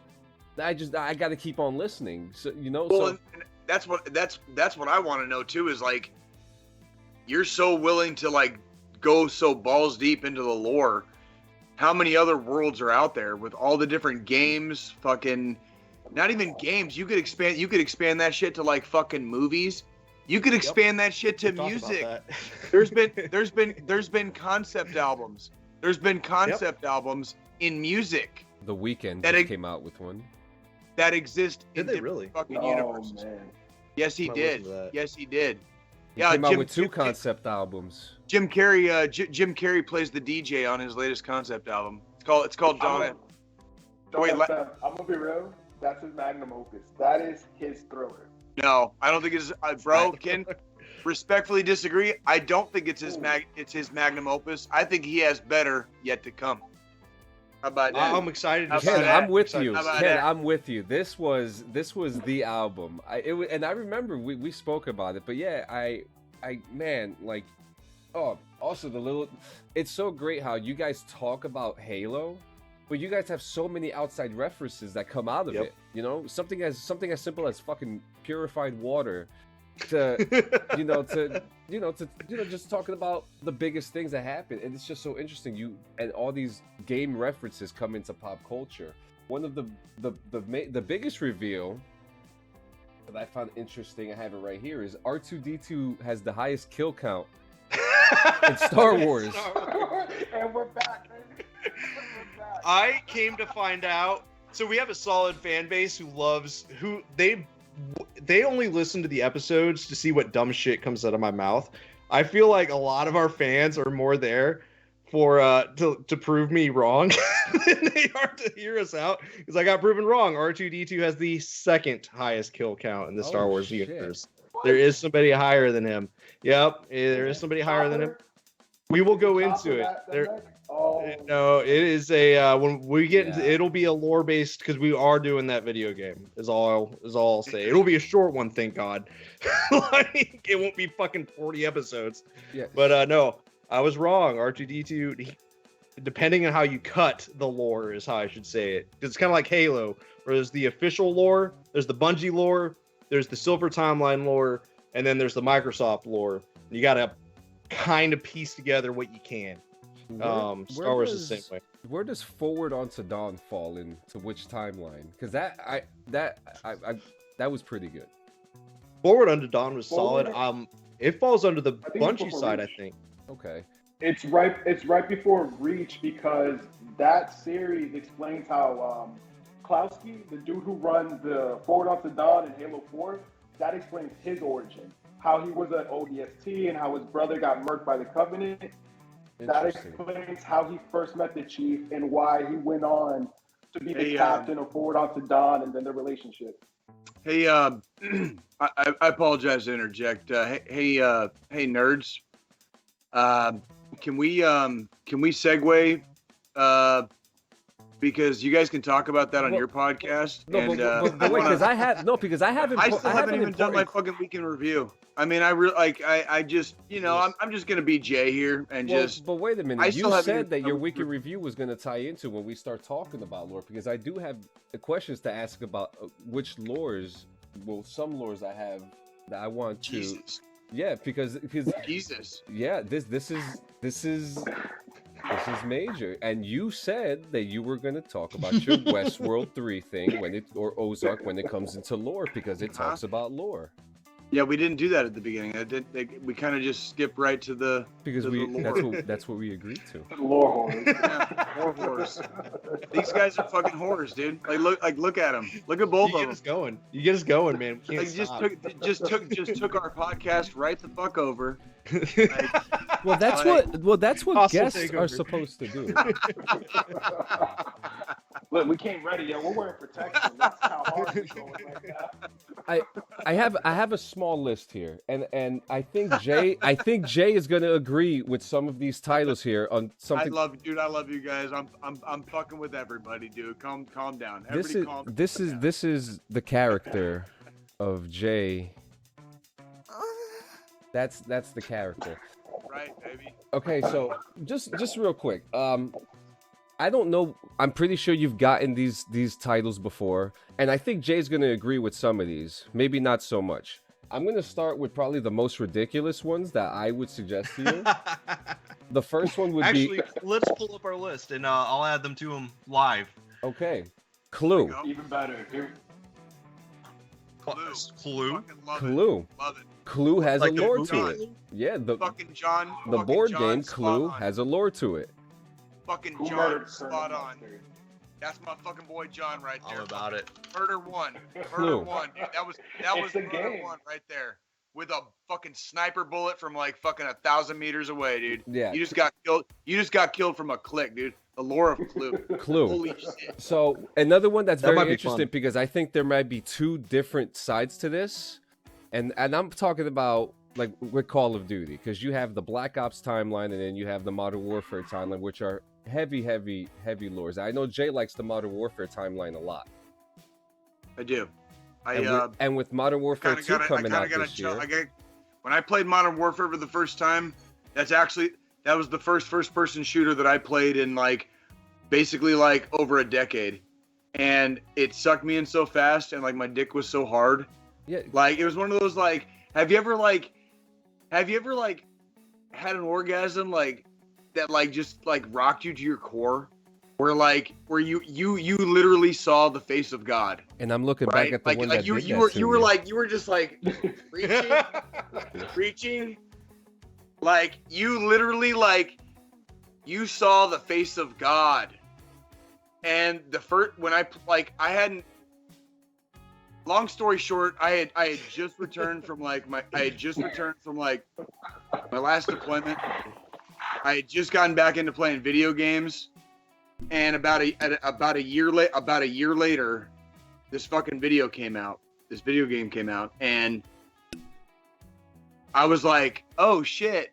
Like they're actually doing something with video games these days. Like this is fun. Yeah.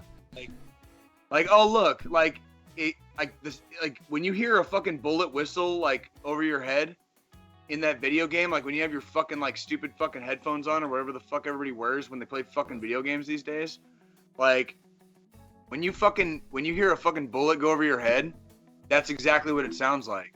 So for all you kids out there, if you want any fucking like real life training, like, you know, if maybe say like you live like close to Ukraine, like of course, like now you know what it fucking sounds like.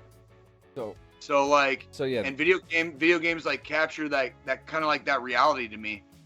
And so like that's what got me into fucking playing that goddamn fucking game in the first place until they fucking ruined it and blah blah blah. Yeah, so there's the Call of Duty lore, which is very powerful. You got the Black Ops lore, like why the fuck does Mason keep on seeing Victor Reznov all the fucking time?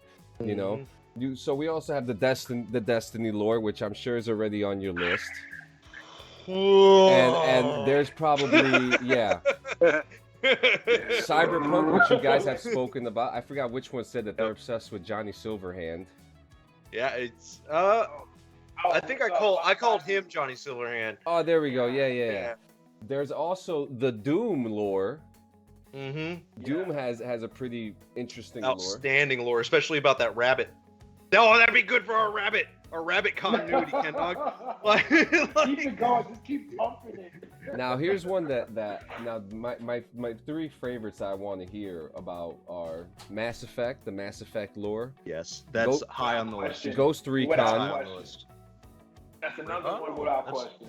You know, the Ghost Recon, right now they're on a pause right now. They're not going to be making a game for a little while, which, you know, I get it, you know, Ghost Recon, but the one lore, and listen, I'm a slut for this world. If I could live, to me, it's the perfect apocalypse, the Fallout lore. Oh, okay, thank God. I thought you were going to say Cuphead. You know, Fallout. I heard you on a tangent about Cuphead on one of your episodes. I was like, My man's got me wanting to do Cuphead. like, Listen, you Cuphead. had me Listen, convinced to do that next. Cuphead is very fucking interesting. I don't know too much about the lore on there, but there is some kind of lore. But yeah, man, those are those are some of the ones that I'd love to hear. I'm sure Jay, is there a story that you want to know about, like a background that games that you've played? There's gonna be several. We got time. Let's hear it. Yeah. Oh, we always got time. Put it to vote. There's always time until there's no more time, Yeah, right? well, Jay, you notice I'm not rushing us today. Dude, I love you for that. I love you so much for that. Like, I got the day off tomorrow, homie. This is like, we could do this for for the your next 8 great hours. He's not for rushing any of us. our regular viewers, this is John calling Jay's bluff. And so now here we sit, basking in the warmth of freaking like just Of good lore energy. whores. Lore whores. Yeah. So yeah, So, I need to pick your brain because I need to know. 'Cause I There's don't know. there's quite a few. There's quite a few like worlds Give I us a would few. love to explore. Lay it on us. Lay it on us. Yeah, man. So You there's should see our list. Our list is like 100 long. Oh shit. so one of Doing the, this a long time. so one of my favorite authors is a guy that is what you would call probably like well known in some circles and completely unknown to like the majority of like everyone. And his L. name Ron is- Hubbard. No, nice try. No, nice try. Although to be fair, there is some science fiction involved in this guy, one of my favorite authors. No, his name is Robert Anton Wilson. He co-authored a trilogy of books called the Illuminatus trilogy. And if you can get through that book, I highly recommend it. I would love to hear the lore behind that world. And there's a couple. There's certain like TV. There's TV series. There's movies. There's certain movies. What would it be? Games. What would it be like to live in the world of like the Marvel Comics universe as it stands right now? Like with how fucking batshit crazy that's gone. Like you live in New York City and it's been like demolished like 3 times over. I'm dead. I'm dead. Oh, by the way, after it's been demolished like 3 times over, there's like a thing called like the snapping or whatever the fuck. I haven't even seen most of these movies. Like I swear to They're God, good, man. like I'm not They're even good. joking right now. Like I grew up reading comic books. I have legitimately at this point on this date, like I have not seen the majority of the MCU. I don't need to. I really don't. Like, and I swear to God, dude, like I would love to see like what's it like from a fucking civilian's perspective living in that fucking universe. Interesting. You know what I mean? That Like, would be Jesus interesting. Christ. Like, I hope you're Jay, I hope. coming up with the ideas. Well, I mean, think about it. Like if you're gonna pray to any gods, you know what I mean, on this world, I'd be praying to like fucking Captain of fucking America or goddamn Thor or fucking God, like I hate like Captain America. Jesus that dude's such Christ, a they're like- poser. they're the Jesus Christ, they pulled me from fucking rubble like 3 times. You know what I mean? Like That would be It's like- very interesting. like what would the spiritual life be like in a universe like that? You know, like in a world like where everything just is so fragile immediately, like instantaneously, and also like it's happening multiple times within like a very short span of time. We're talking like what are we talking, like multiple like 9/11s like several times over within like less than 20 years. Like what the fuck would it be like living in that fucking like dog shit world? You know, that would fuck be a would you- fun miniseries for us to do. What? Is to bring But at least you we in got as our like but at least we got our heroes. yeah, but like at we'll least we bring got our in. heroes. That'd be fun, man. Like have Man, what a have fun people come place in to and talk fucking about their live in. favorite part of it, but from the perspective of a civilian, and like we're doing interviews with these people to try to get the heroes banned, like what happened in Captain America versus Iron Man It's like the boys. in Civil War. Yeah, That's we'll why- just do the that's boys, why I love- but we'll that's why I be love the interviewing boys. people. That's why I love the boys, because you know, like Yeah, deep down, they're all just probably pieces of shit like us, dude. And like, Well, you know, you can take you can take the trash out of the trailer, dude. You can never take the trailer out of the trash, bro. well, when All you're right? masturbating on top of the Chrysler Like- building, I mean, I think that says a lot about you. I'm just saying, bro. I'm just saying, dude. I'm just saying, bro. I'm just saying, dude. Like, what? Like, that's the like. I'm a little bit more pessimistic about lore. You know, although there's a show that me and Nikki have been watching lately. You know, called Westworld, and I'm gonna save my like full season 3 review probably for next week. But I like no shit, like not kind of being a fucking jaded, sarcastic fucking asshole. No shit, I would really love to dive into the lore of the world of, you know, that exists in that TV series. Honestly, like no shit. And the reason for that is it, you know, the first like 3-4 episodes of season 1, you're kind of drawn into where you're at, and where you're at is like a live action simulated video game, but it's simulated personally for you. Okay. So And imagine like live action bots, but everything they do and simulate is real human behavior. Okay, and you are now in a video game simulation. This particular one happens to take place in the Wild West era of the American Southwest. Okay, and we'll just start there, right?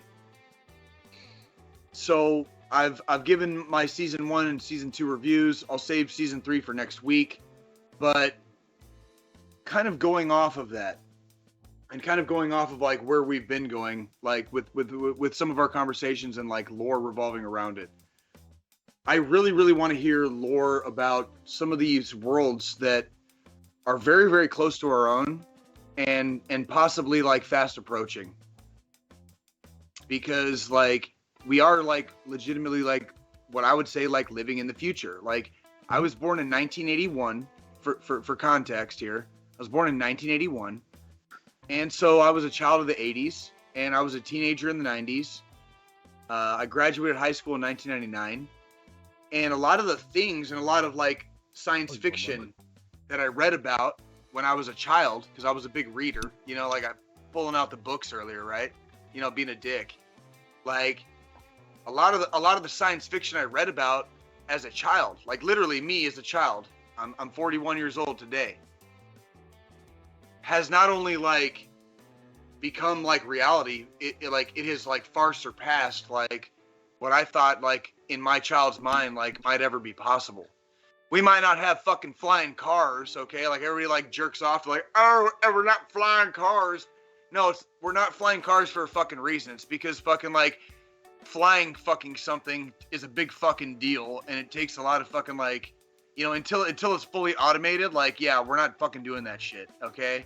Like normal human beings should not be allowed to fucking like drive like cars drunk, okay? Like that's like why we don't do that Maybe shit. human beings shouldn't be driving at all, if you ask me. The That's technology, none of my business, you know. I'm just saying. Dude, the technology that we've actually accumulated up to this point has so far surpassed like what my early childhood and like going into like I'd even say like middle school, like early 90s for me. Early 90s, it's gone so far past that at this point that it's almost fun to like war game what our society is going to look like in the next couple of decades. Fallout. Fallout would be a good one. I do think Fallout's up And there. so, 'Cause like, that one also has like I'm we can just do saying, side like, stories with the vaults with it. can we not, if we're gonna do lore, can we not kind of like play chess about it? Like, let's pull out the fucking chessboard and war game what life is gonna be like in the next couple decades. You know? And I want to see some fucking lore about some shit like that. Like, honestly, that's I'd have to say the Halo lore is the closest to it.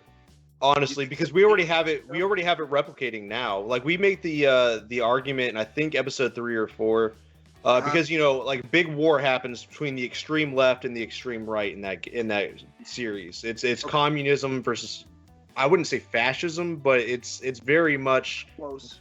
like close-ish. Yeah. The way that we actually Ken Dog antiquated it like this, and it was perfect. It is the Proud Boys versus Antifa. But it's 100%. But it's the whole fucking world. Exactly. But the way they have it set up, because we are dealing on worldwide scales, it is that. And bearing in mind, this particular book that all this is written came out, 2007? No, 2010. No.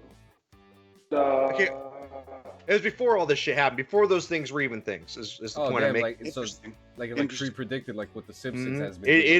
It is very much light. If you read those books, and I can get the set list, because I make it a habit now to list off all the references we use for that episode. I'm gonna get the exact one that's up. Yeah, it just makes it easier, because I was quoting them afterwards. Like, you can find that on page 53 of this book, and it just sounded fucking unauthentic. Like, it sounded shitty. Yeah, it sounded very Parcasty. So I'll find the exact one. But man, I'm telling you, the Halo one, I probably have to put it the closest to. Especially with the new space race that's going to happen in the next 5 years. We've already found planets that are good to go. I say good to go as in, like, scientists believe they can be terraformed. I think it's way closer, minus the Covenant, which they just kind of appeared out of nowhere, so we don't know.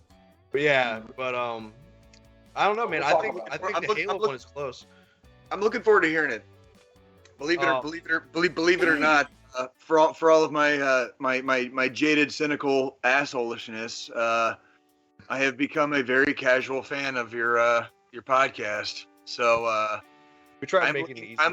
I'm looking forward to continuing listening, and I'm waiting for you guys to jump the shark.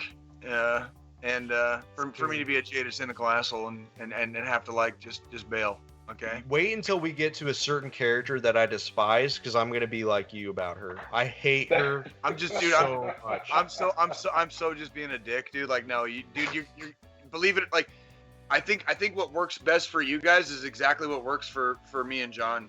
Is you guys are actually genuine with each other, and there's a balance. You guys are genuine with each other, and there's a flow between the banter, and you guys actually, you make it flow like more like water, right? And instead of, like, setting up, like, this to this to this to this, you guys are just kind of like, and then it works the way you guys talk to each other, and it's perfect. And I love listening to you guys. Like, I'm like John. See, like, unlike John, like, he listens to you guys when he's walking around Target working. I listen to you guys. And I'm walking around pushing a shopping cart, shopping for grown-ass people at Target. Exactly. I listen to you guys in the shower. Like, I'm talking, like, dude, like, I listen while I'm like scrubbing my beautiful ass hair, right? Scrubbing my beautiful ass hair. By the way, best in the infantry. Oh, by the way, I still have the sunglasses on in the shower. The sunglasses stay on, okay, in the shower. Jay's the kind of guy that eats prime rib in the shower too. Goddamn right. Why would you not? Smoked brisket. Where we at on that? I drink shower beer. Why would I not eat prime rib in the shower? Like, Jay, you said something earlier that I Googled, because I knew I heard it before and I couldn't remember where. That author you said, Robert Anton Wilson. Yeah. What about him? It hit me, and I said, where the fuck do I know him about? He was the dude who wrote Prometheus Rising. Yeah. I didn't know he was the one who wrote Prometheus fucking Rising, which is the dude who basically, he's the one who brought cult culture to the mainstream in the 70s, because that's where everybody learned about Schrodinger's cat. That's where everybody learned about Aleister Crowley and his black magic bullshit, the right hand versus the left hand. Like, I knew I heard that somewhere, so thank you for putting that in my brain, because that's something I do want to look into, and I just wanted to say it out loud before I forgot. Do you want to know what my favorite books by Robert Anton Wilson are that are not the Illuminatus trilogy and fucking Prometheus Rising? What's that? Because it's neither one of those. Because this dude wrote a lot. He did. He was a prolific writer. It's called the Cosmic Trigger Trilogy. And I hold that. That's my favorite. That's my favorite. The first one, if I had an order that I would read the trilogy, no shit, because the first one was written well before the second and the third. I would read the second and then the third and then the first, because when he wrote these books, the first one was written in like the late 70s, early 80s, I think, and the second, the third happened kind of like during like the Gulf War era ish. And this was like on the cusp and on the verge of like the technology revolution, basically. Like this is like pre-internet. And it was right on the cusp of that. And some of the ideas and things that he talks about in that trilogy, I think are fun to think about. They're very, very fun to think about. Well, apparently And Barnes and Noble's agrees with you because it's on their recommended reading for him before Prometheus Rising. I would recommend the Cosmic Trigger Trilogy. I own it. And I would recommend Violence, Speed, Momentum by Dr. Disrespect. Wait, did he really write a book? He wrote a Yeah, book. he did. No fucking Yes, way. he did. He's the man. I'm already on it. I'm getting it. He also did the audio book. No fucking way. I would also recommend a book called The Alphabet of Manliness, like, because it's just funny to fucking read because it's so fucking stupidly misogynistic and like shitty, but it's like you cannot help. It's like, do you guys remember like that website badassoftheweek.com? Yeah. And it's like, wow, dude, there's books. The dude has books, like, and it's like just reading badassoftheweek.com like in book form. So like if you're on a plane and you just want to read about like a random badass, and he does both like real life and fictional characters, and just like fluffs it the fuck up, like just completely like just goes overboard with like his descriptions of like how overtly badass they were. You know what I mean? Like men, women, like droids, like the dude does it all. Like it's like one of those like just like kind of like joke books, you know, but it's like stupidly hilarious. If you ever find yourself fucking lost on a 13-hour flight to fucking Afghanistan, I highly recommend Badass of the Week, because it'll pump you up to go to Afghanistan. Oh. Again. Okay. For the third time. Well, shit. But Well. Anyways, I'm sorry. Well, before we get to our news, do you have anything else before we get to our quick news?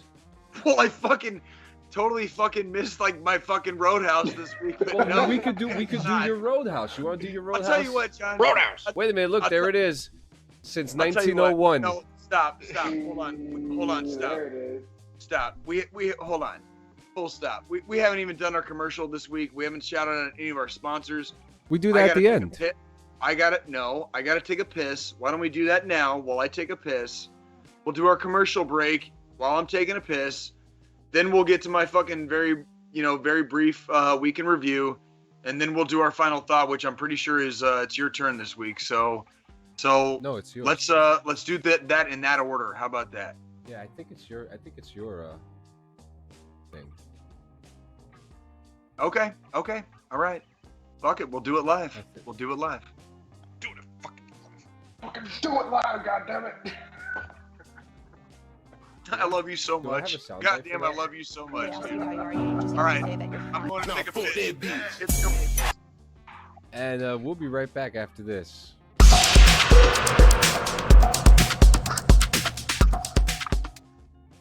Oh shit. This has been a wild experience. Aren't you glad you came? Oh, dude, no.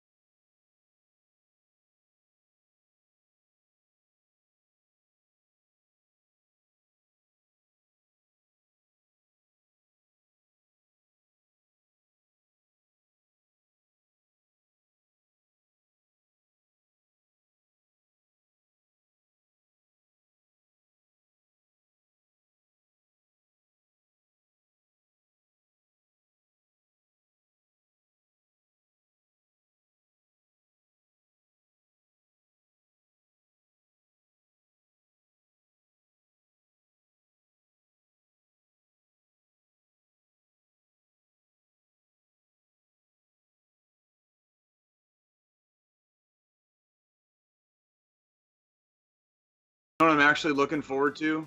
Like when I get ready to like plug Cupid back in. This is Cupid, by the way. This is my original Xbox. Like I got this for Christmas in like 2000 something Dark Side. Does that still work? Yeah, I'm getting ready to plug her back in. Do you want to know what I'm actually looking forward to the most? Like plugging her back in? Fusion Frenzy, aren't you? Yo. No. I got. Do you know what I use this Xbox for the most? I have music on this. Oh, yep. This man fucking gets it. This man fucking gets it. I have a whole catalog of music, and it's fucking titled and labeled on this Xbox right here. And I'm definitely getting. I just haven't plugged it in yet. I'm waiting for the right day. I know what this Xbox has, dude. Like this Xbox has just like a treasure trove. Yep. Of shit on Bangers. it, and like Bangers. I'm waiting get a like selfie from Jay crying. John, check it out. John. I got out of the army. I ETS in October, right? I moved back to my birthplace. In December.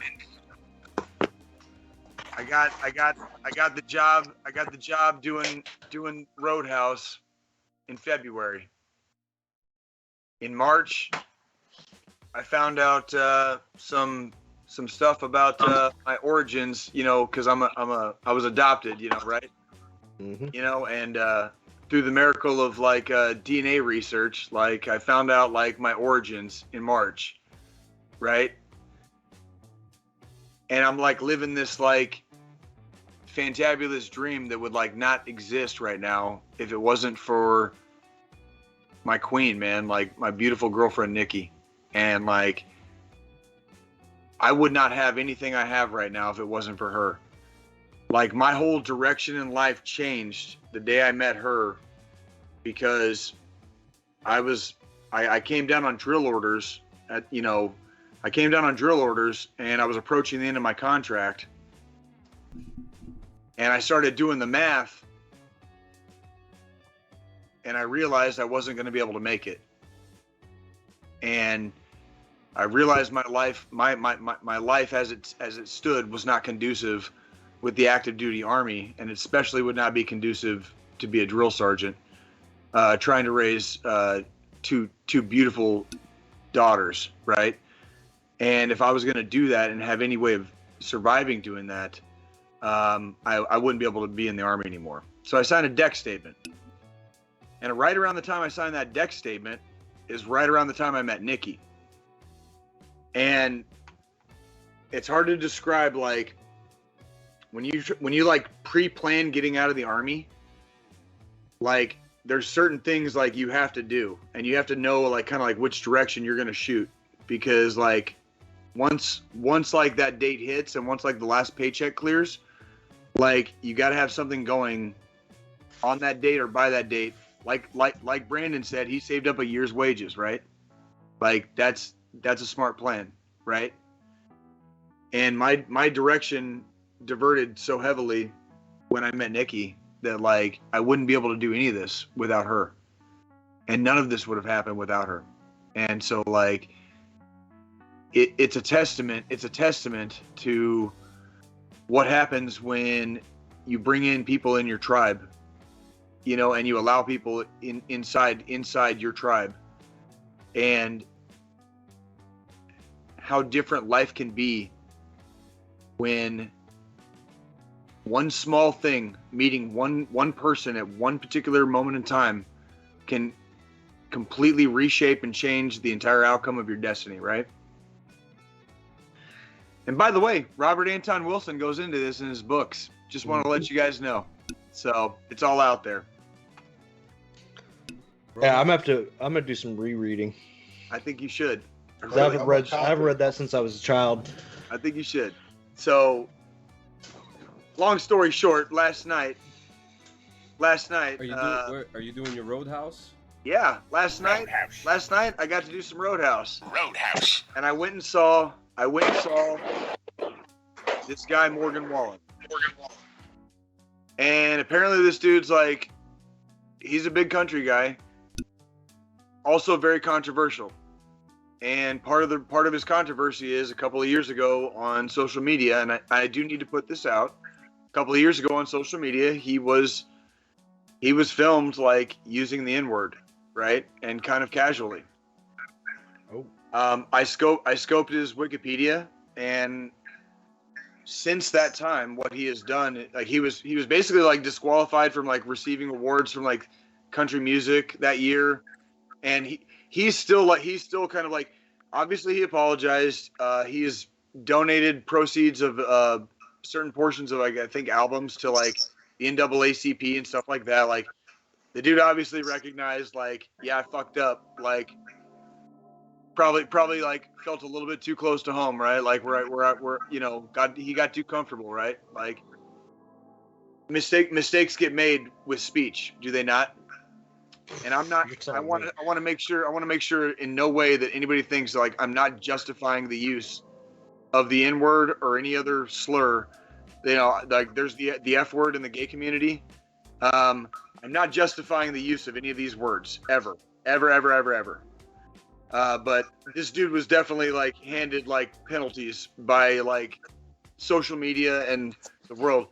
He is still like up to like a couple months ago. I just scoped his Wikipedia. Up to a couple months ago, people are still protesting him. You know, like just by virtue of like whatever, right? Well, I did I did security for his concert last night in Kansas City, Missouri. Okay, so, and not only did I do his concert, by virtue of like whatever, like I was on the barrier, which means like I was stage side. Okay, so this was at the T-Mobile Sprint Center in Kansas City, Missouri, and this was not the first time I've worked that venue, but this is the first time I've seen like what I would call like an entirely packed house. It was sold out. It was sold the fuck out. Okay, and what I liked about it was there was a lot of energy, and the crowd loved this guy. Like, as far as like, they knew the entire crowd knew every word of every song this dude played. And I've listened to this guy's music, and his country music is very good. Like, it is really, really good. And it's one of those things where you have this dichotomy of, we have this thing in America where we want to punish people for their crimes, right? And then you wonder, like, where does the punishment and the acknowledgement stop? And where does the allowance for another foot to go forward come in? So I will tell you just my experience of being at the barrier, literally at the barrier stage side, watching this concert last night. By the way, like, you know, the first time I was exposed to this guy's music was in a TV show called Yellowstone. I think they played this guy. This guy's got a song called "Cover Me Up." So that's this guy. That's the guy that I saw. So, like, I'm not a big country music fan. I wouldn't know a fucking thing about this guy if it wasn't for like Nikki, because she likes him, and the TV show Yellowstone. So this was probably like one of the best concerts I've done security for. Like, no shit. Like, the energy was so high, and this dude apparently released a double album a couple years ago, and then Corona hit, and then he had the whole debacle with his Freudian slip, you know, with social media, and so people have been waiting to see this dude in tour for like 2 fucking years at this point, probably plus. For the record, I bought Nikki this guy's album because I knew she liked him. It's a double album, and we listen to it. We listen to records sometimes when we have family dinner.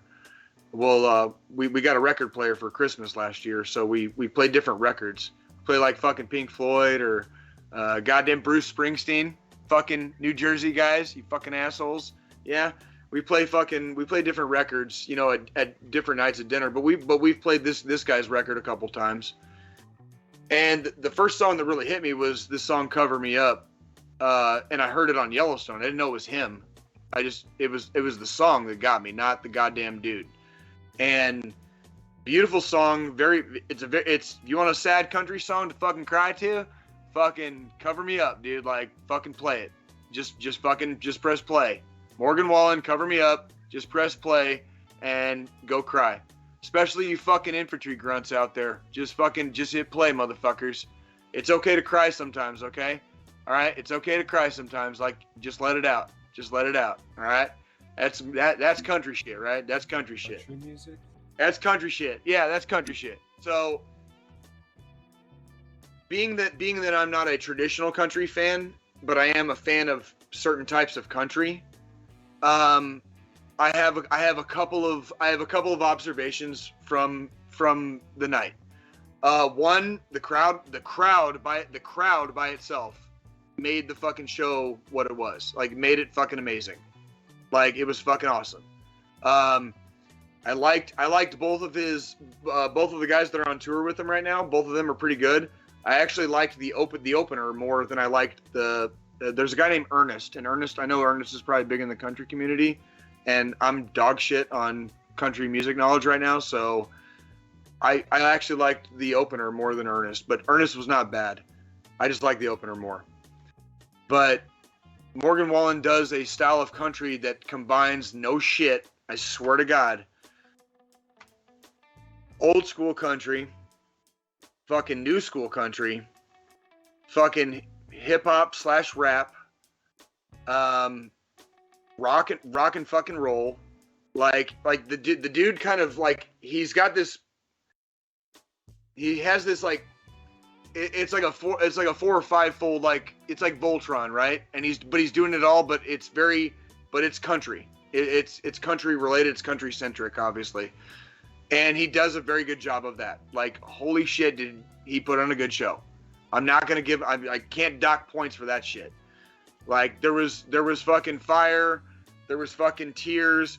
There was fucking him fucking interacting with the audience, like the whole thing.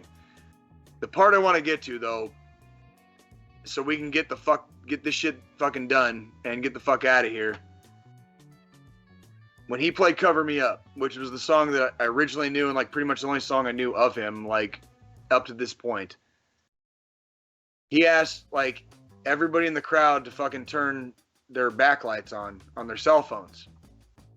And so you got to imagine, like, so Jay is like standing kind of like stage side, like he's like somewhere like back here. Okay. I'm stage side. So I'm in the middle of like the Colosseum. If you can imagine like being like in the Colosseum in Rome, right? Like what it must have been like, yeah, when you're surrounded by like just literal thousands of people. And so he made this little speech and like talked about like certain things that are going on and kind of how he came to like this place where he like wrote this next song and yada yada, right? And he asked everybody to like turn their freaking backlights on. And dude, like, so I'm sitting there doing like the fucking military posture, like just like, but when I saw all the, like, it wasn't just like a few people like in every row. It was like every person in every fucking row, including like the people fucking in the pit area surrounding the stage.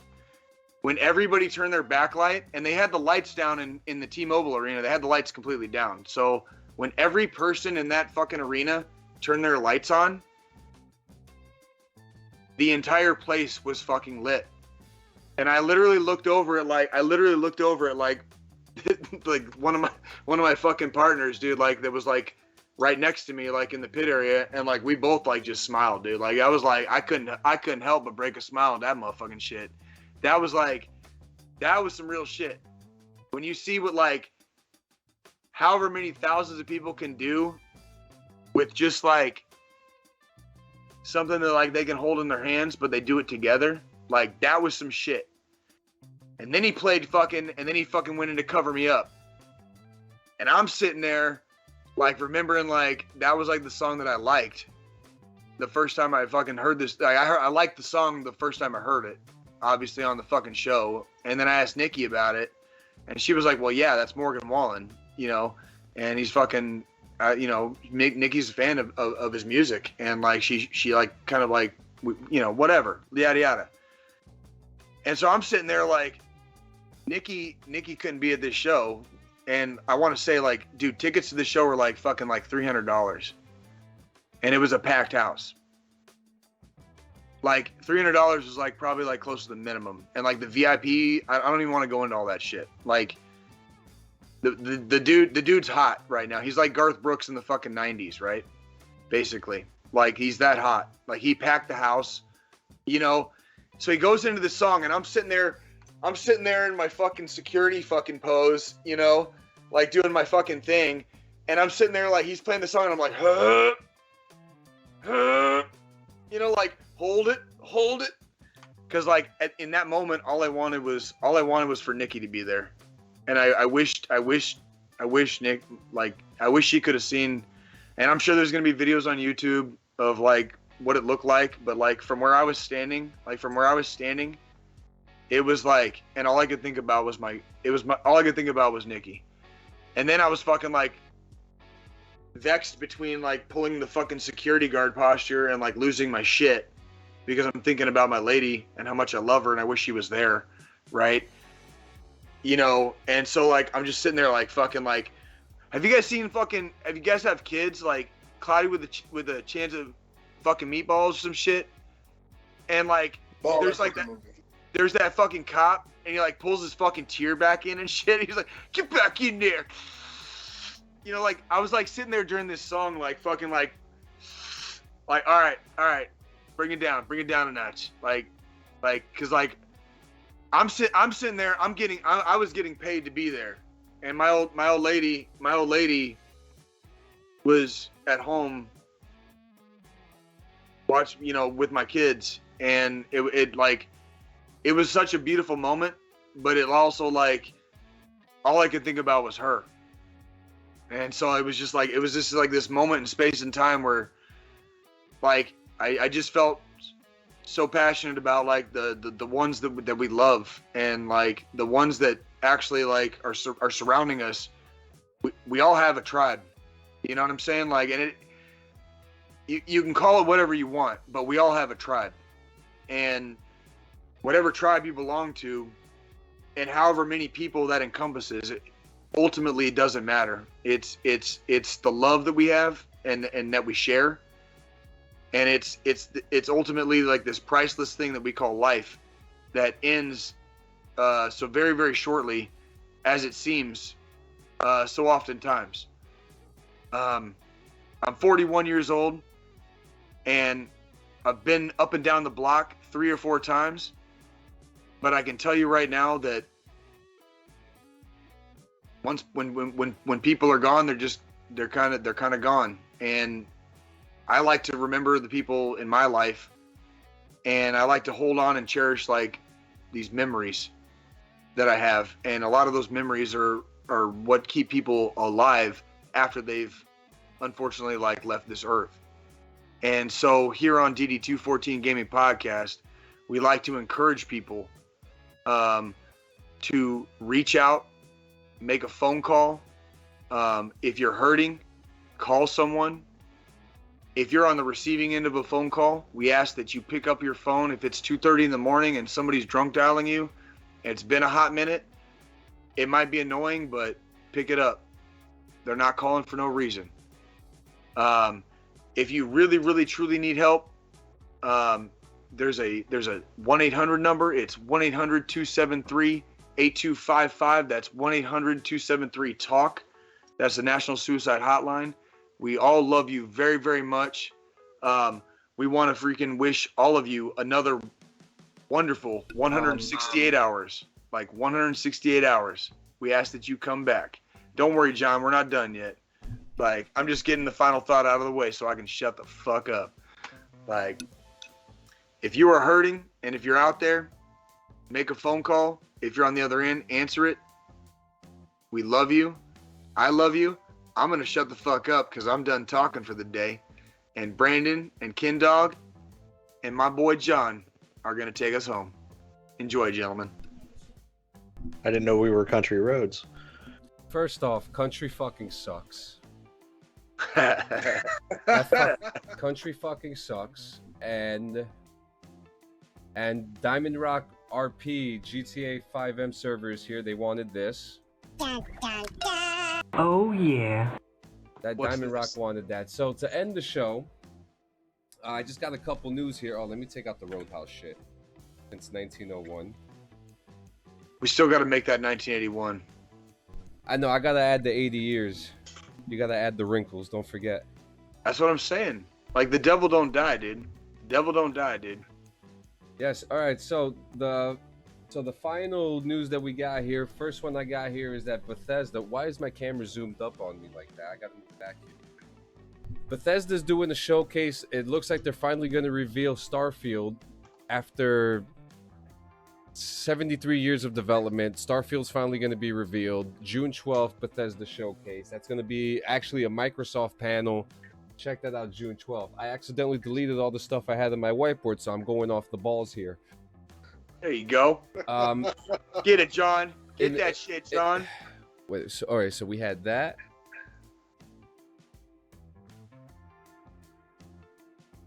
John, I got a great idea for next week, John.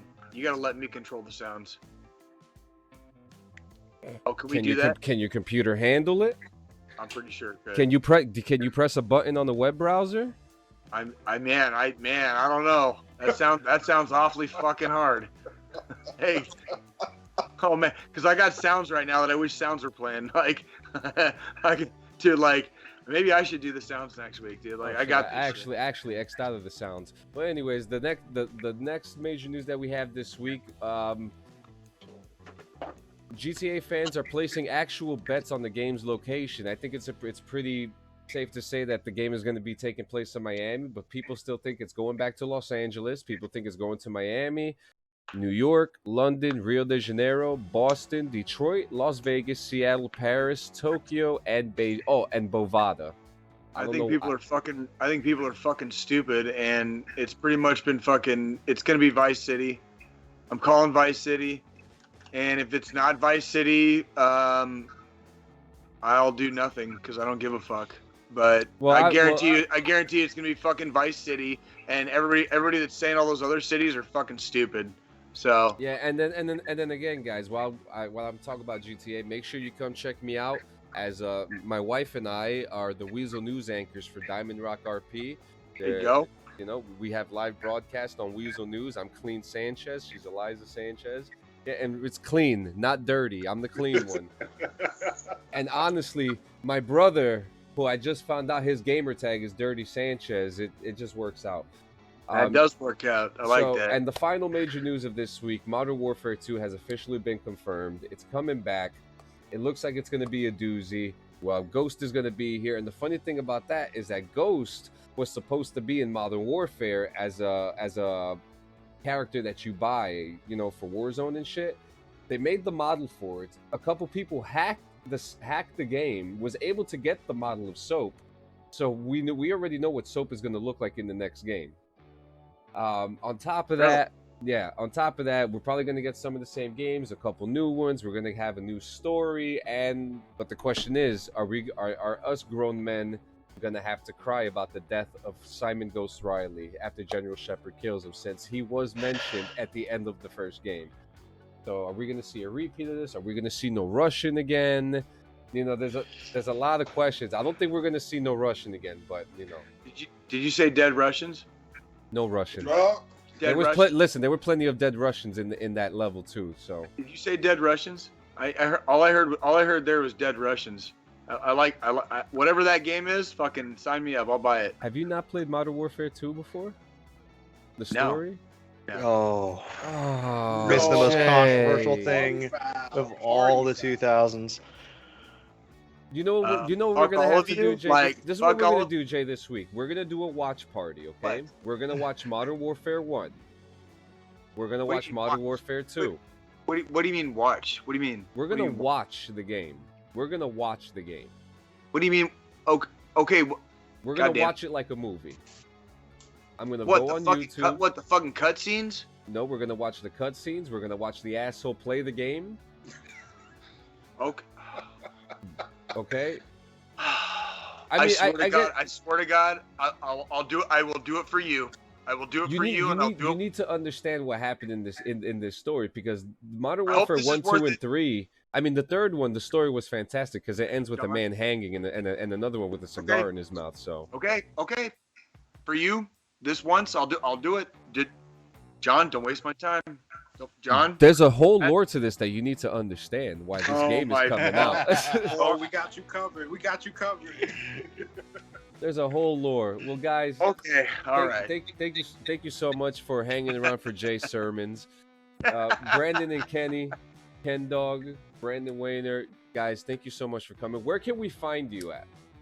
So currently we are only on Spotify. We're not exclusive. We will be expanding in the future, but we're only on episode 5. So we're figuring this thing out. But find us on Spotify under You, Me, and Lore. It is under explicit because of some of the shit we go into. So make sure you have that filter turned on, or else we will not pop up. Found that out the hard way. Thanks, Mom. Oh shit! I'm gonna have to check that out too. Actually, I can appreciate you guys recognizing like that you're not for general audiences, right? Like that's not. That's a thing. Zero. It's just easier rather than marking each episode and like going through it one by one. It's just easier to mark the whole page as explicit because you never know what goofy shit we're gonna say. So it's just way easier that way. But yeah, please find us on Spotify. That's where you can listen to the messages. We also post on what we got. We got Facebook, Twitter, Instagram, TikTok is coming. I'm waiting to get some software, and then we're gonna go live on YouTube soon. So we'll have the actual episodes on YouTube, as well as double checking what the guidelines tell us what we can and can't say. But we're slowly rolling everything out just because we're figuring you that guys out get it. episode We're by a two-man episode. team. Yeah, it was just Spotify has the easiest user terms I've ever seen. It's literally bullet pointed. But we fucked up a couple of them, so we had to edit it. But it's literally bullet pointed. First 10 minutes we broke two rules, so we had to go back and edit it. But yeah, no. So come hang out with us. Literally, we are not just two dudes reading lore. I want to make that's the big difference. That in was our podcast. That was definitely what I was saying earlier. Like you guys are. It's not just you guys being some boring assholes. Like I legitimately like listen because it's your banter. It's how you guys interact back and forth. Like that's definitely like what makes it work. Because otherwise it would be like I don't give a fuck about Halo, dude. Yep. Like I played Halo like on this fucking like brick right here. Okay, like that's the only thing I did, and like I know nothing about it. Like you guys make it interesting enough that like I kind of give a shit when you talk about it. Like Nope. Yeah. Well, he doesn't like us. For No real, balls. that's a complete 180 right at the Bet you won't do it. Oh hell no! Oh no. You stay in there, motherfucker. You guys want to see what just happened? Back to Yes. the closet. Careful, John. You're live. Wait, what happened? What happened? See what? What the fuck? All I see is the DD2-414. What's happening? There it is. You see it? I see out your window. Like, what are we looking at? What You happened? See that thing moving? What moving? Are you scared? that bug? Are you scared of insects? Insect. That's a fucking wasp. Oh man, yeah. Oh, don't So come look south. so look at this. Not There's a come hole. There's a hole That's- in my screen, right? A small, dainty little hole, and it found it, and it went right through it. Oh my God, John. Are you scared? Dude, it's a wasp, dude. Like, I thought there was a shootout going on outside. Yeah, for real. I thought there was an escaped convict. Like, I thought there was all sort. I ran 14 different scenarios through my head. Not one of them included a wasp. One had a dude wearing antenna on his head. I'll say that, but none of them included a wasp. You know, John, I got your back, yo. I see what a wasp bite to the lip does. Yo. It's dangerous. Dangerous. holy Oh shit. my God. John, are you good? Are you good? I think he's dead. The wasp found him. Are you gonna rebuild? ladies Are and you going to gentlemen. financial recover from this? Ladies and gentlemen. Our next episode, John just has like a little card that says "We will rebuild." You know, like Next episode, you're gonna see a 2022. Like. Well, ladies and gentlemen, thank you so much. What a fucked up way to end the show right now. But thank you so much for coming to the show. We'll see you guys next week. You, me, and Lord, thank you for coming. Thank you, This guys. was a blasty blast. We'll see you guys It was next fun, week. man.